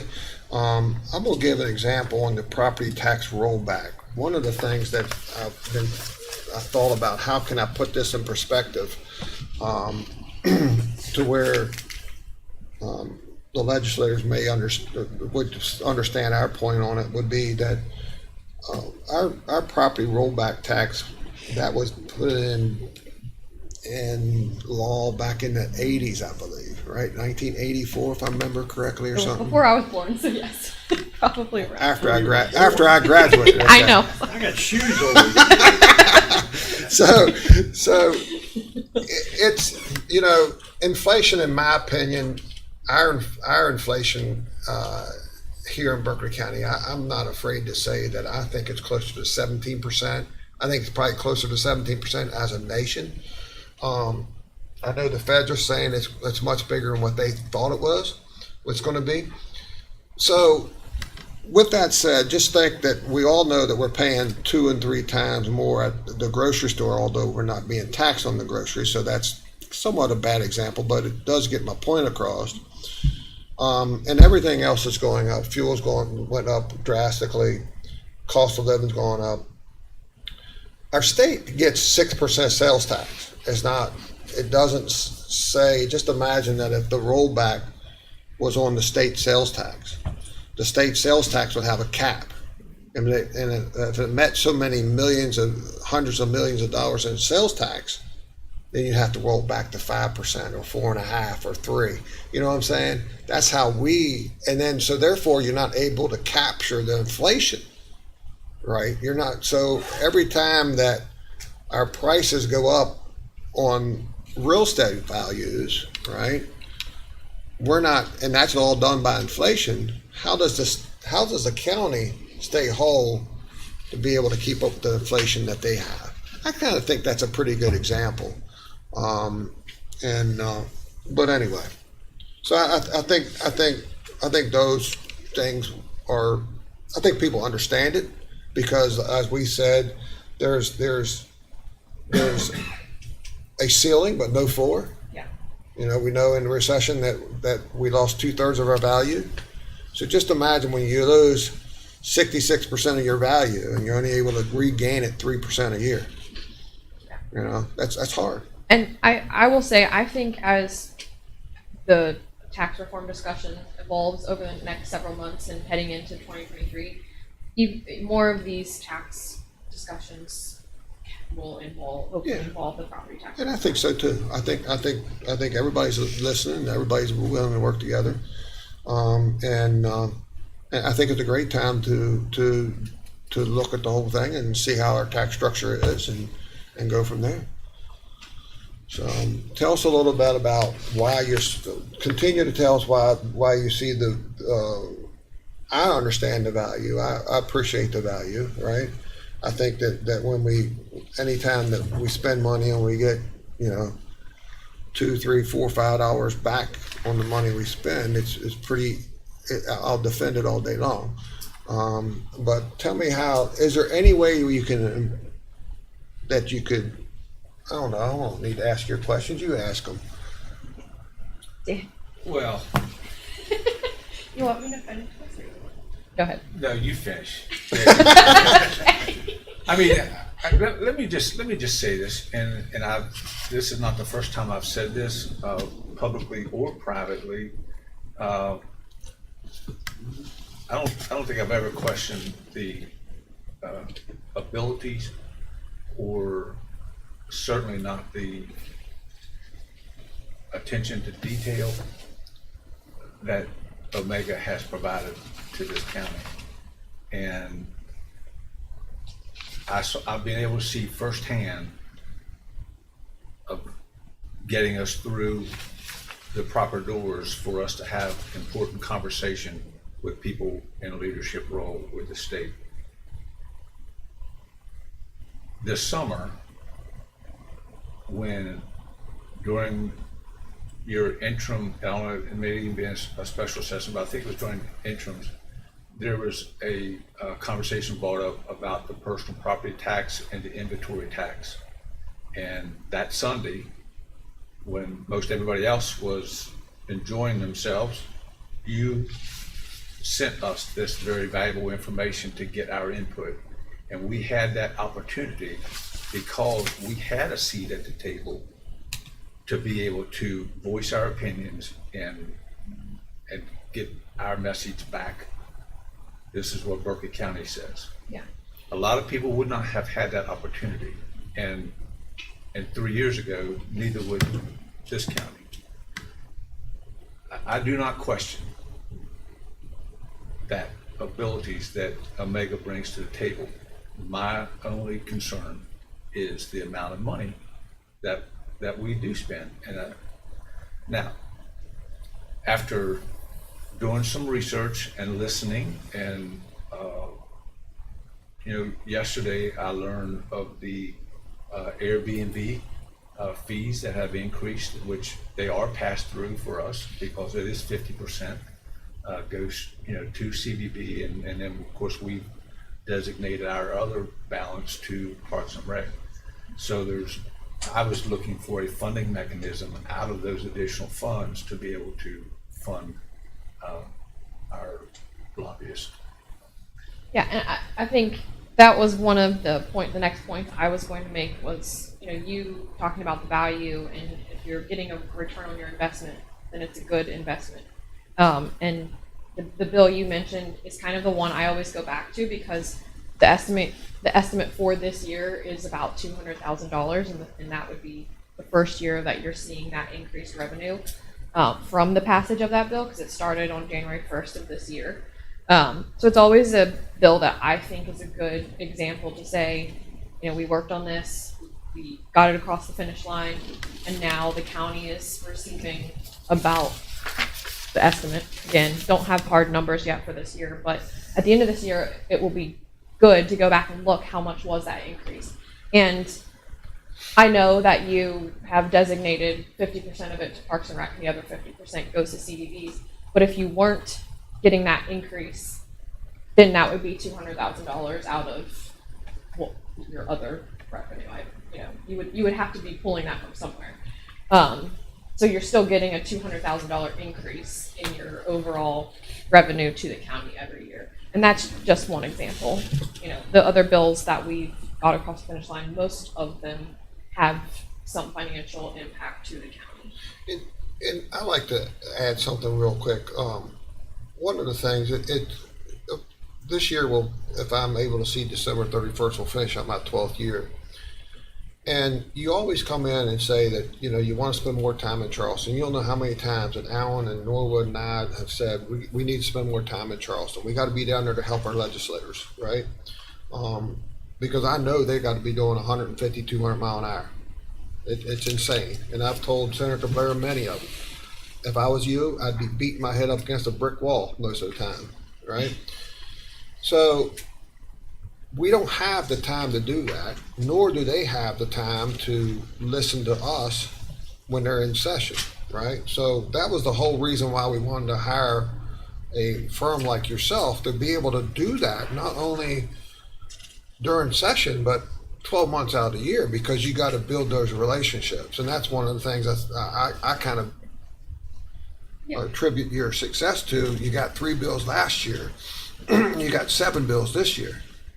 Yeah, and to your point, the building the relationships is, I think we have some of the best relationships of any group that works under the Capitol Dome. The Senate President has an opinion on that, I'm sure. But I think we have some of the best relationships of anyone that works inside the Capitol. And to both of your points, it is really a year-round job because, we were 2 days prior to the July midterms when the governor decided to call this special session that even the House and the Senate leadership didn't really know was coming. On a whim, he said, "Oh, let's call this special session." You all have lives, you have jobs. You certainly couldn't have dropped what you were doing and headed to Charleston within 24-hour notice. And spent, we thought maybe we would be there for a couple days, ended up being there for 6 days. Just that's the nature of what we do. And when you live and exist and work in that world, that's what's going to happen. You could, at any given moment, you have to go to Charleston and spend 6 days there. None of you could have done that, I'm sure. So to your point, yes, I agree. That's one of the many values of having someone like Omega. Well, and the reason why we can't be there, because that's when we're setting our budget. And we have the appeals, We're reviewing equalization. yes, thank you. Yes, sir. So we can't, we during that time, we got to meet twice a week, right? So just in 2021, I was doing some math up here, just so you don't think I was up here playing on my phone or iPad. 2021, between the Airbnb and the redistribution of the tipping fees, is about $540,000 over now. On the tipping fees, that's based over a 4-year period. But after 2006, it's going to be another $120,751.37 coming to Berkeley County every year thereafter, I believe. Right. It's because they decided to do it as a gradual phase-in. Absolutely. DEP. You will, in 2026, the estimate is 120,000. Yeah. And that will be always based on population, so it will continue to go up as long as Berkeley County continues to gain population. Which the year before that, 3 of us went down and really worked on that bill hard. Clint Hogwood, myself, and Alan, was you there? No, sorry. Might have been Norwood or Dan, somebody. But we went down. We met in the Senate Finance Committee, I believe it was, and we thought we made good progress. And then I think it got passed, and the governor vetoed it because of DEP. So he didn't give up, right? We went back the next year, and to me, I mean, our solid waste authority is the best in the state of West Virginia. And they need that money desperately, right? Because a lot of their stuff is costing more money and their revenue is not keeping up with inflation. Yeah, and then Sorghum. Yeah, then the Sorga, the contract, the lease agreement is basically in shambles right now. So that 1 year in 2021, which we just talked earlier, our distribution on hotel motel tax for this past month is $50,000 for the parks and $50,000 for CBB. That's twice as much as it's ever been, probably, right?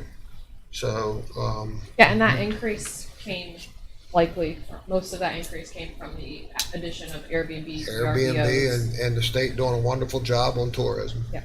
You know, everybody, the secret's out that there's not a bunch of dumb hillbillies that live in West Virginia. We've been smarter than anybody else in the nation, right?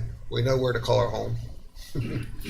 So, I'm sorry, but I can go on and on. No, well, on the last page of this, I thought it was important to kind of outline what you get with Omega, because there's obviously a lot of perceptions that, oh, you know, it's just a lobbyist and anyone could hire a lobbyist. But I think it's important to actually give the details of what you're getting when you contract with Omega. You obviously have both of us. So that's 2 full-time government affairs professionals, or if you want to call them lobbyists, you can. We also have a full-time office staff that works. There's an accountant. There's the other office staff. And then during session, we have at least one intern helping us track bills and do research. And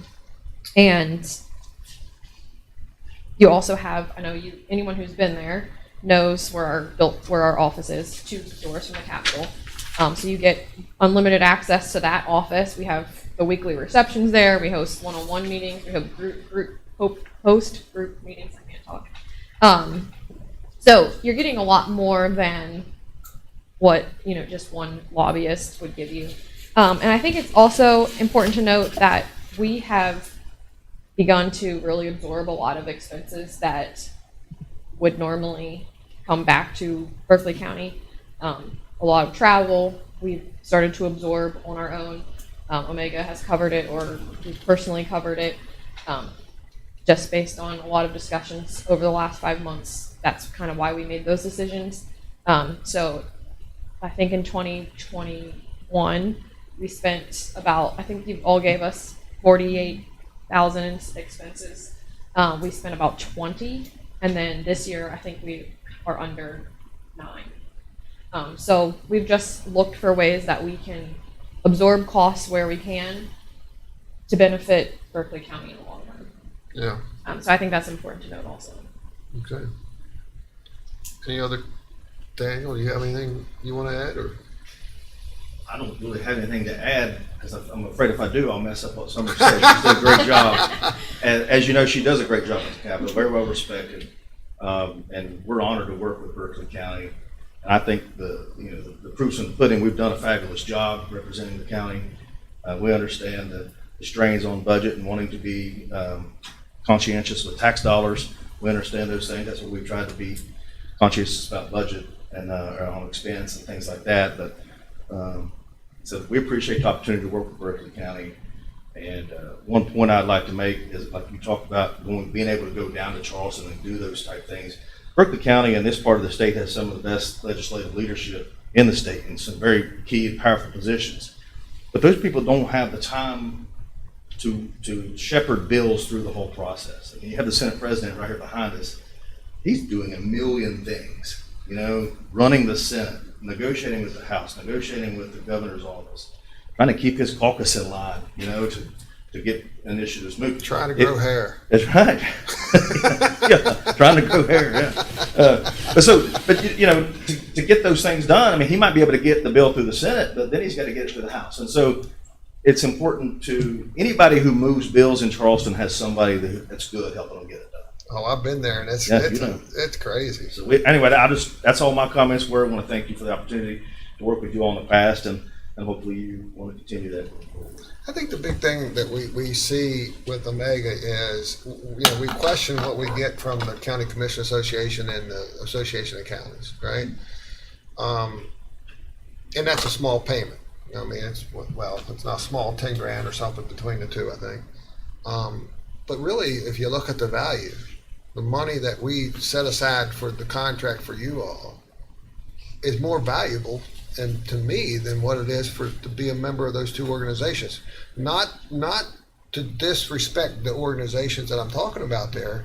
They do a wonderful job, but we're so different than the majority of the rest of the state. So we need someone to be able to go down and represent our concerns. I'm sort of like, I was trying, when I was part of the board with the County Commission Association, I said, well, hey, we need to fight to try to get paid firefighters throughout the state, because it's right on y'all's doorsteps. And their answer to me was, well, we don't want any additional responsibilities like that, nor do we want the headaches. Right? And now there's 7 other counties in the state of West Virginia that were looking to do the same thing. Right? But it wasn't their battle at the time. They said they wouldn't stop us for trying to get things accomplished and moving forward, but they're not going to help. Well, and when we did have a fire bill, it did fight us. I know they did. Very hard. Right. Yeah. And you still won. Yeah. Right. So that's the big thing to me. It's all about the value, and I think everybody recognizes the value. I'm not going to say anything about that. That's for sure. So, do I have a motion to move forward with the contract for Omega for? Well, I was wondering if we could postpone it until next week when we have the full council here, or whatever week. I don't know. Is time of essence for you? The current contract is not expiring until November 30th. Yeah. So. Okay. And I assume that you're proposing that the terms of the contract remain the same. Okay. Yeah, I mean, So we haven't used nowhere near the amount on the expense, but if you want to lower that amount that's available, we're amenable to that. The council capped it at 48,000, and as you said, you haven't been that high. And under the current contract, you're at $9,612.47. So do we have that? I don't see any reason why you An couldn't amount have not to cut that amount. exceed 24,000. Yeah. And leave all the other terms, and then I can bring it in 2 weeks. I'm looking at you, looking by Eddie, so something like that sound reasonable? Sure. Okay. I'll bring it back in 2 weeks, and that way the full council will be here. That's right, because Dan's not here next week. I can bring back next week because Mr. Whitaker will be here, but Dan will recuse himself anyway. Well, we can do it next week. We got a pretty full agenda next week. Only take 5 minutes. Put it under my next week, please. I know Dan sees the value. He's never said no to, so. All right, we'll put it on next week. All right, thank you all. All right. Or you just, Huh? do you need us to be here next week, or? Nah. Okay. Summer, I'll send you the proposed amended contract. If you could just give me yea or nay, Okay. then I'll present it to council next week. Yep. Thank you. All right, thank you all. Thank you all. All right, next on our agenda is Lieutenant Governor Craig Blair Amendment 2 Resolution. Good morning, sir. Good morning. Good. Do I have to stay on topic to begin with, or can I jump off topic? You can go anywhere you want, but I do have to be out of town at a certain time today. Okay. First of all, let's talk about these two back here for a second. And I think they know, and you guys know, that I was somewhat opposed to it to begin with, because I thought that it was a little bit of an insult to us. I was wrong. And you don't hear that coming out of the words of people's We have that on record. But I was wrong. The communication that they provide both directions is tremendously helpful on being able to work together. So I just wanted to add my 2 cents into that. And again, everybody knows that I had a little bit of heartburn. I heckled them to death down in Charleston. You expressed it to me too. Yeah. And so one other thing now. Honorary council person. Tell me about this. What's going on? I think it's Brilliant. Well, what we do, we have someone from the schools come in every week to be an honorary council person that gets sworn in and be one of us.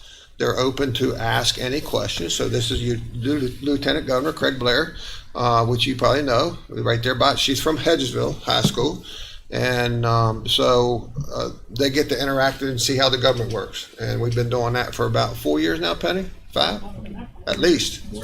Yeah. So right now, sometime in October, my 3 grandsons are going to be up here to learn how this is all done at the same time. Good. Good. I take my grandson to Charleston, and the best thing that we got going is our youth in this state. So welcome. I sat back there and watched this, and whenever I was a junior or senior in high school, I can't remember which, they asked job for the day, and I signed up to be mayor, but I never got called. And then it was right at the end of the school year, they called me up to the office, and I thought I was in trouble for something, because normally I was. Yeah. And they told me, why didn't I show up for this? And I go, because I never found out about it. It was Mayor Diamond at the time. On that, so I ended up getting to go in anyhow and do it after the fact. Cool. And it was it's amazing how people have influence on your life that you don't know when they're doing it. So. Well, one of the things we say up here quite often is what got us here isn't what's going to keep us here. We got to be willing to listen to the younger generation, right? Because their way of thinking is completely different than ours. And you know, and you see that in our community. The way we were preached to when we went to church is completely different than the way they preach today. I sort of like today, by the way. Yeah, me too. So, all right. So we're going to talk about Amendment 2 or all the constitutional amendments. Amendment 2 for right now, but we can talk about them all. Okay. Well, Amendment 2. Is one of my favorite one there is out there. Mm-hmm. And right now, what that does is, when I was walking in this morning, I seen people coming in to pay their personal property tax. I stopped them and I asked them a couple questions about it, but then I got to tell them about Amendment 2 and how beneficial it's going to be to the state of West Virginia, how beneficial it's going to be to the counties. But more than anything, how it's beneficial it's going to be to their pocketbook. You know, it's one thing to pay taxes, and it's another thing to make it hard to pay taxes. And paying the personal property tax, you have to fill the forms out in May, June, July, and then send them in, and then write a stroke a check. And if you're buying a new vehicle, you got to pay this. It's a 13th car payment. It's ridiculous. Okay, and I get. It's a revenue stream for the counties. I get it. It's a revenue stream for the school systems. We get that too. But the fact of the matter is, it doesn't need to be that way. Somebody made the comment about finance chair. Well, that was me. And we couldn't get it done 4 years ago. So what did we do? Actually, I did, and I didn't have a lot of fanfare for it. In fact, I got told it was a dumb idea. Now it's a brilliant idea. But we started the Flatline Budget. Our normal revenue growth is about $136 million a year for state government. And that's, put that in comparison to a $4.6 billion budget. We've squeezed out $136 million a year, and by the time we get to July the 1st next year, we will have squeezed out $588 million in savings out of our government. This is not one-time savings, ladies and gentlemen. A flatline budget will be able to take that $588 million and utilize it to eliminate the personal property tax on equipment, machinery, vehicles, and inventory. And the cost of that is $558 million. And because we had consultations with you, maybe I'm jumping ahead of myself. First of all, every county, every one of the 55 counties will get $1 million more than what they're currently getting from the personal property tax. And one of the things that we talked about earlier, if I can, is, you know, we have great legislators that represent us, and that's what this body's doing. This body's putting confidence in you all our local leaders at the state level of making sure that your county stays whole. Right? So Don't stop me, because I'm getting to a sweeter part of this. okay, I'm not gonna stop you. That $1 million is more than their assessments, not their collections, their assessments, and that's a very important fact there. It includes excess levies and bonds. Everything's included in on that, so we know what the numbers are, and we got the numbers from the counties. We sent a letter out to each and every county and had them bring it in. Now, I just wanted to sweeten the pot. So we took it and included the regional jail bills, because we got some counties that don't pay their regional jail bills. This makes it so that the regional jail bills are included. Well, $1 million doesn't always include every county. It didn't include this county. There's 3. So we jumped that number up so that we made sure that your regional jail bill would be included on this, so that all numbers were covered. Still wasn't good enough, because we got growth counties. Let me back up. 40 of the counties of the 55 are on a declining revenue stream on this tax. So it gets worse every year collectively for these counties. So eventually they're going to have next to nothing unless something changes to be able to turn these counties from declining revenues to growth counties. That's the goal. That's the goal of the West Virginia legislature, is to make every county a growth county in this state, not being on a declining revenue stream. But growth counties stood to lose on this too, because you're going to have more revenues coming in and you're going to be out. So we took our bill that has not passed yet, but it's out there for review, and I can get this to you electronically, but it changes every time we hear a new idea or a better way of doing something. We change it. This is what we do in state government now. We operate at the speed of business, not the speed of government. I'm proud of that. But every growth county will have an escalator built into it. So have no fear, ladies and gentlemen. This is going to make all the difference in the world for economic development, whether it be the personal property tax. And you guys, we're all small businesses, or have been one way or another. We pay this. But you got pilot agreements, and I'm not opposed to pilot agreements, okay? But we've got pilot agreements out here that we land these big mothership businesses like Procter & Gamble. God bless them. I'm looking to have a Procter & Gamble, a new core in every county in this state. This is how you turn them into growth counties.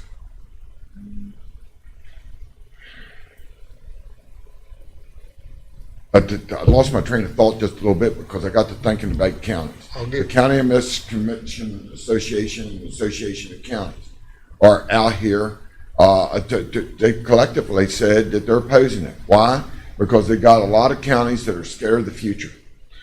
And that is, I laugh at them. They see what we're doing, see the efforts that we're making. They see the flatline budget that we've done and how we've controlled spending in our own government and made it so that we've got the resources and we're getting the benefits from it. Our excess revenues, $1.3 billion. And out of that, $407 million of it was the flatline budget. And the flatline budget will always be there. Okay? I said that wrong. The flatline budget will not always be there because of inflation. But the savings that we had will be in there, and it will not go away. Now you cannot, because it'll be built into the base of our budget.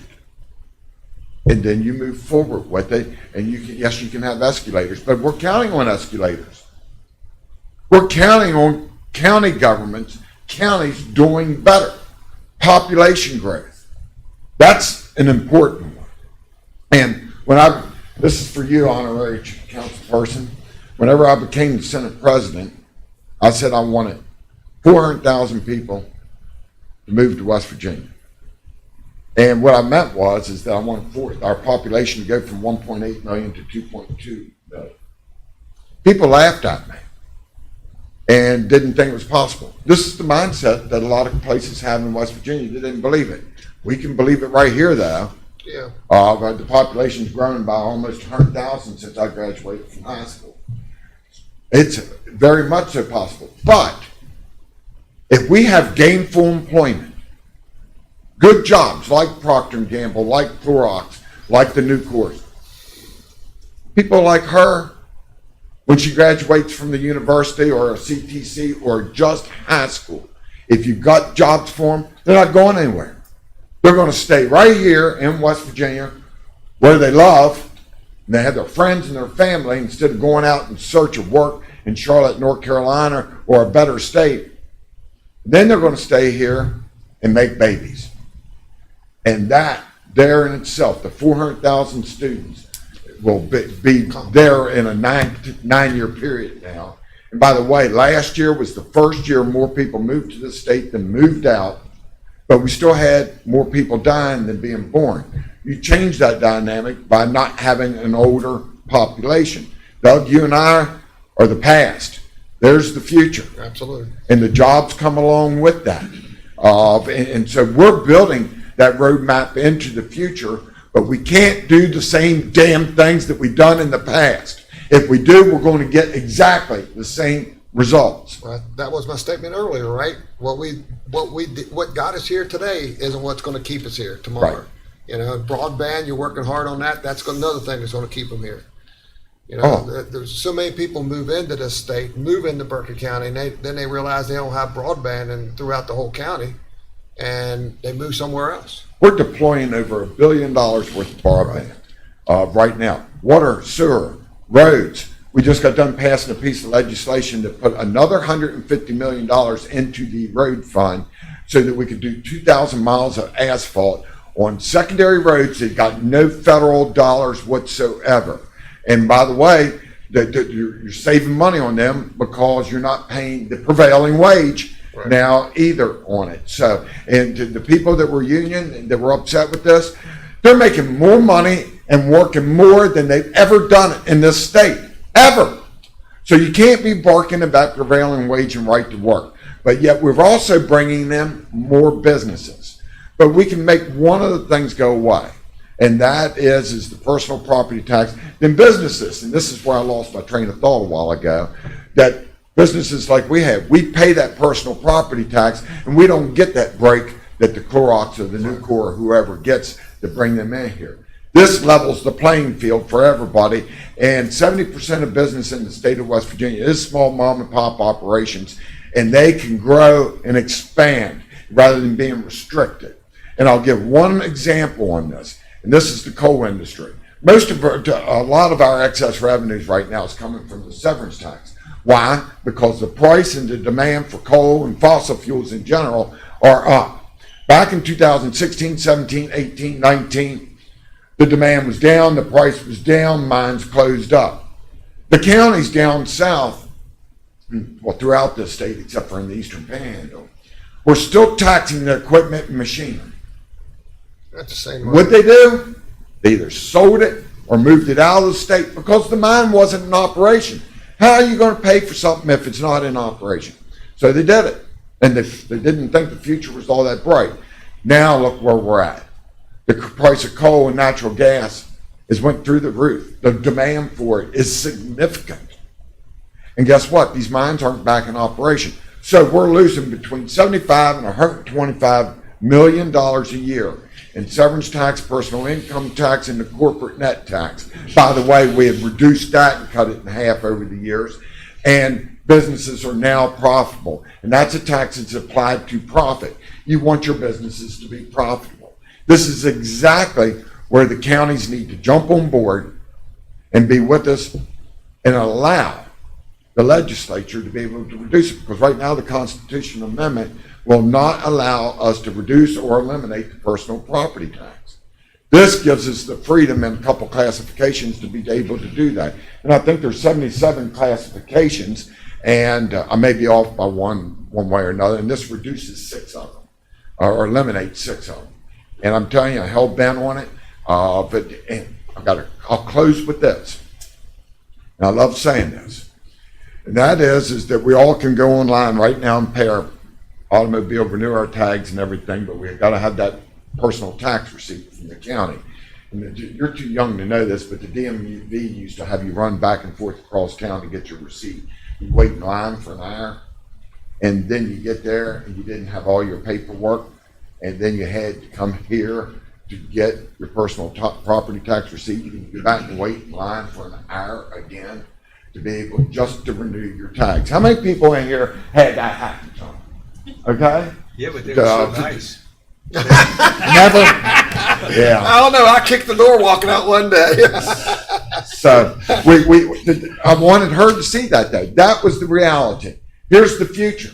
Within a year of getting rid of the personal property tax, you'll be able to walk out to the back of your automobile, hold your phone up to it with the camera on, click, click, and you have renewed your automobile tags and never went to the DMV.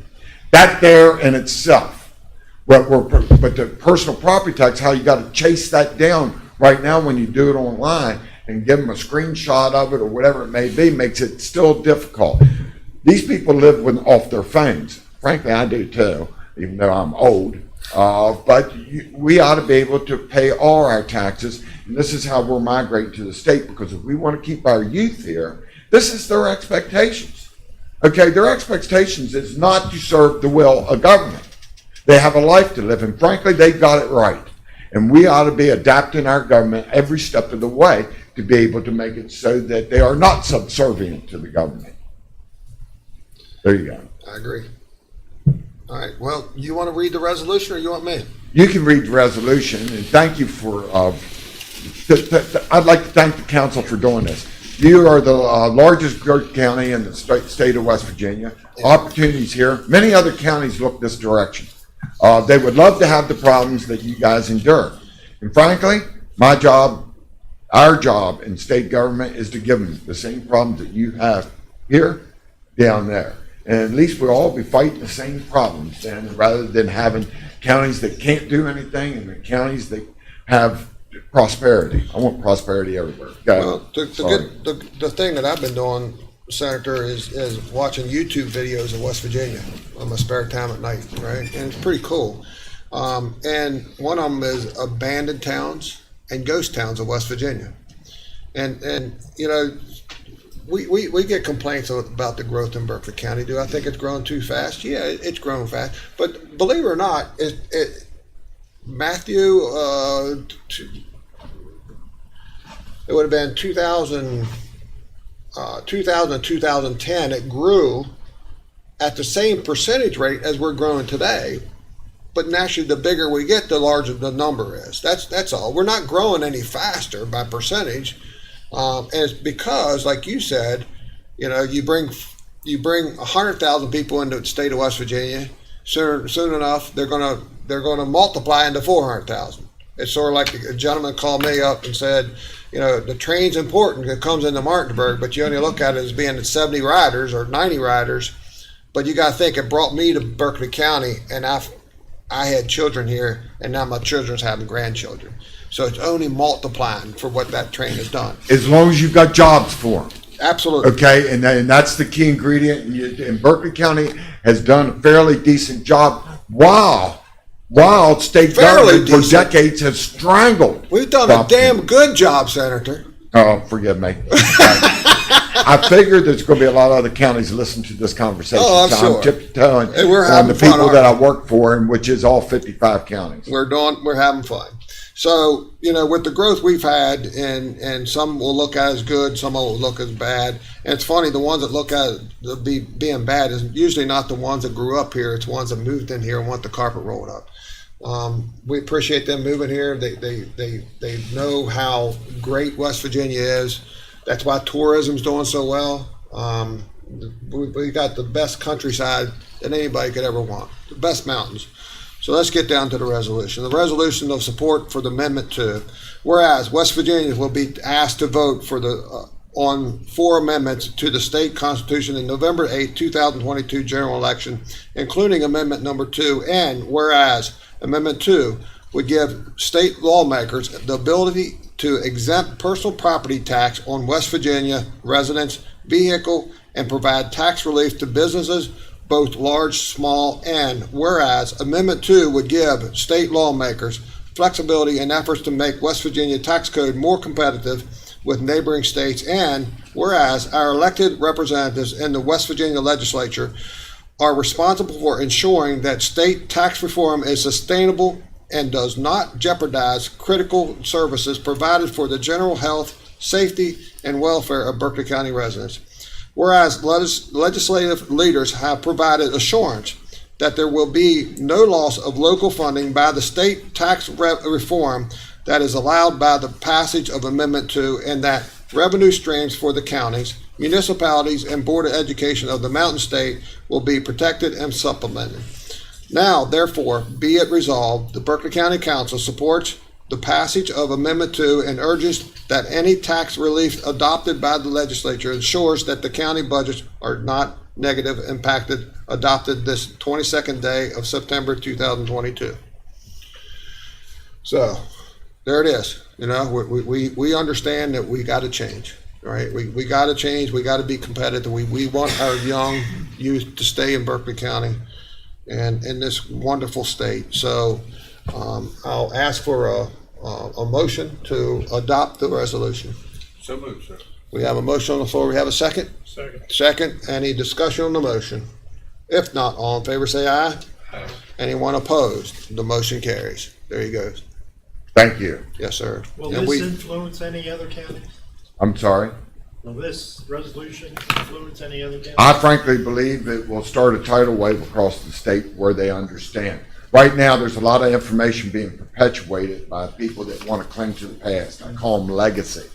Okay, it's the legacy past that's built into this state that don't want change. They want to be able to stay the way they've been, and it's disappointing, to be quite honest. Yes, they want business to come, but they think it's going to come to them the old-fashioned way. And keep in mind, and I'll go over to Amendment 4 in this conversation, because we've made big changes in this state in our education system. That's economic development too. Make no mistake about that. Education is economic development. If you don't have an educated workforce, a drug-free workforce, we can't do the things that we're talking about here. Okay, and we've made changes, but you got to have the resources to be able to have the educational fulfillment. That takes money. It takes money to be able to do that, and so we've been throwing money since you and I were in school at education, getting exactly the same results. And what happened? They ran business out of this state. Charleston, Kanawha County, used to be the chemical manufacturing company of the world. Not any longer. It's out of this country. The list goes on. We are repatriating jobs right now back into America from China, from overseas.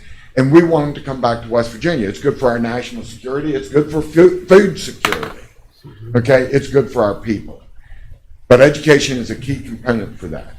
On the ballot in November, along with Amendment 2, is Amendment 4. And this is a simple resolution. It makes it so that the State Board of Education is no longer what they called themselves the fourth branch of government. They are unelected. Okay? You cannot have any part of our government that is unelected in effect creating law. Most of the time when the teachers have gotten mad at the legislature, it had nothing to do with what the legislature did. It had everything to do with what the State Board of Education did, the unelected body. The West Virginia legislature, before the Republicans took over, was nationally recognized and still is for our rulemaking review process. In fact, I had somebody in from the State Board of Education the other day, and we were talking, and the committee, Legislative Review Committee, Rules and Legislative Review, was meeting. I walked him out to the committee room, pulled his agenda up so he could sit. The room was full of people. I said, this is what's going to take place. Then we come back in January. What do we do, Daniel? Daniel was the senator. They bundle the rules together.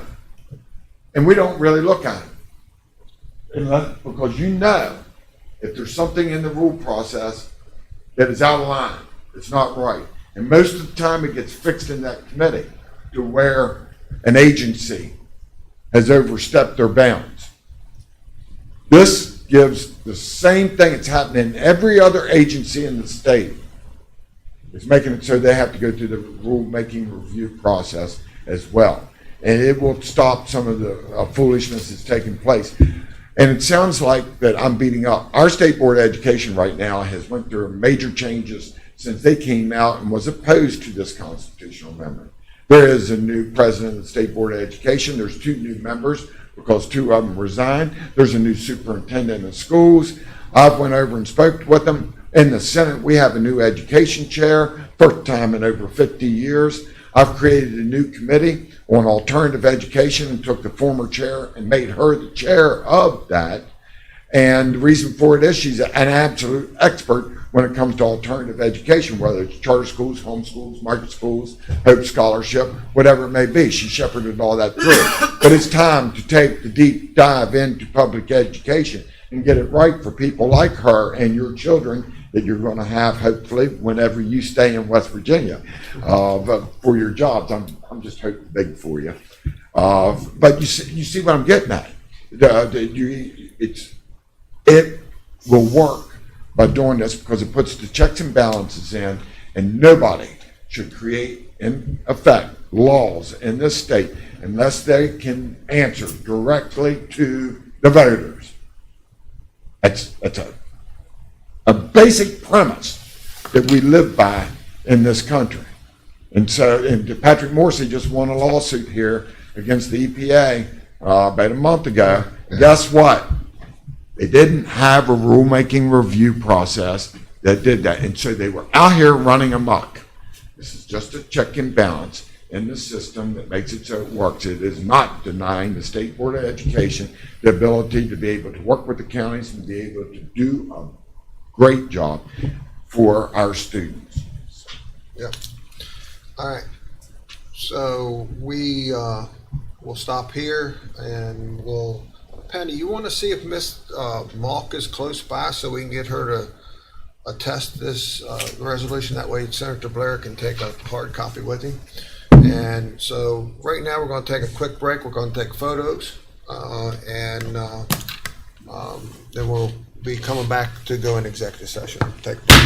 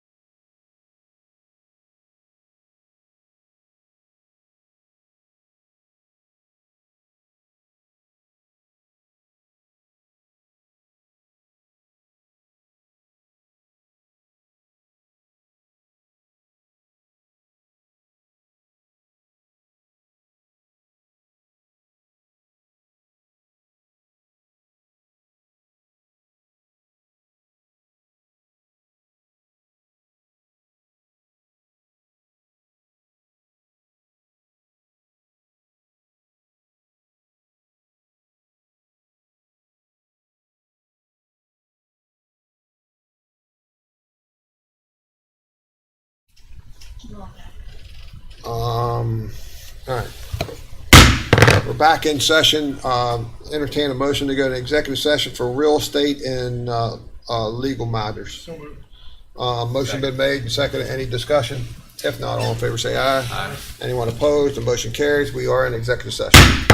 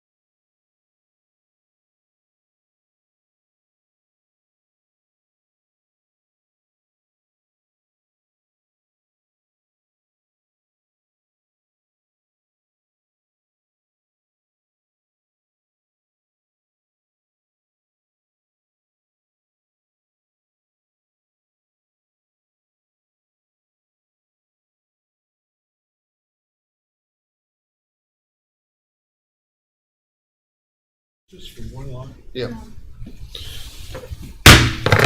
All right, we're back in open session. We're coming out of executive session. There is action coming out, so Mr. Gokenhour. Yes, sir. Make a motion that we give the president the authority to sign a real estate purchase agreement with Mr. Robert D. Hevner for property Sportsman's Paradise Lot 1 in the amount of $11,400. We have a motion on the floor. We have a second. Second. Any discussion? If not, all in favor say aye. Aye. Anyone opposed? The motion carries. There's nobody for public comment, so Mr. Barnhart, if you do the honors. Mr. President, I move to recess. We are recessed. There you go.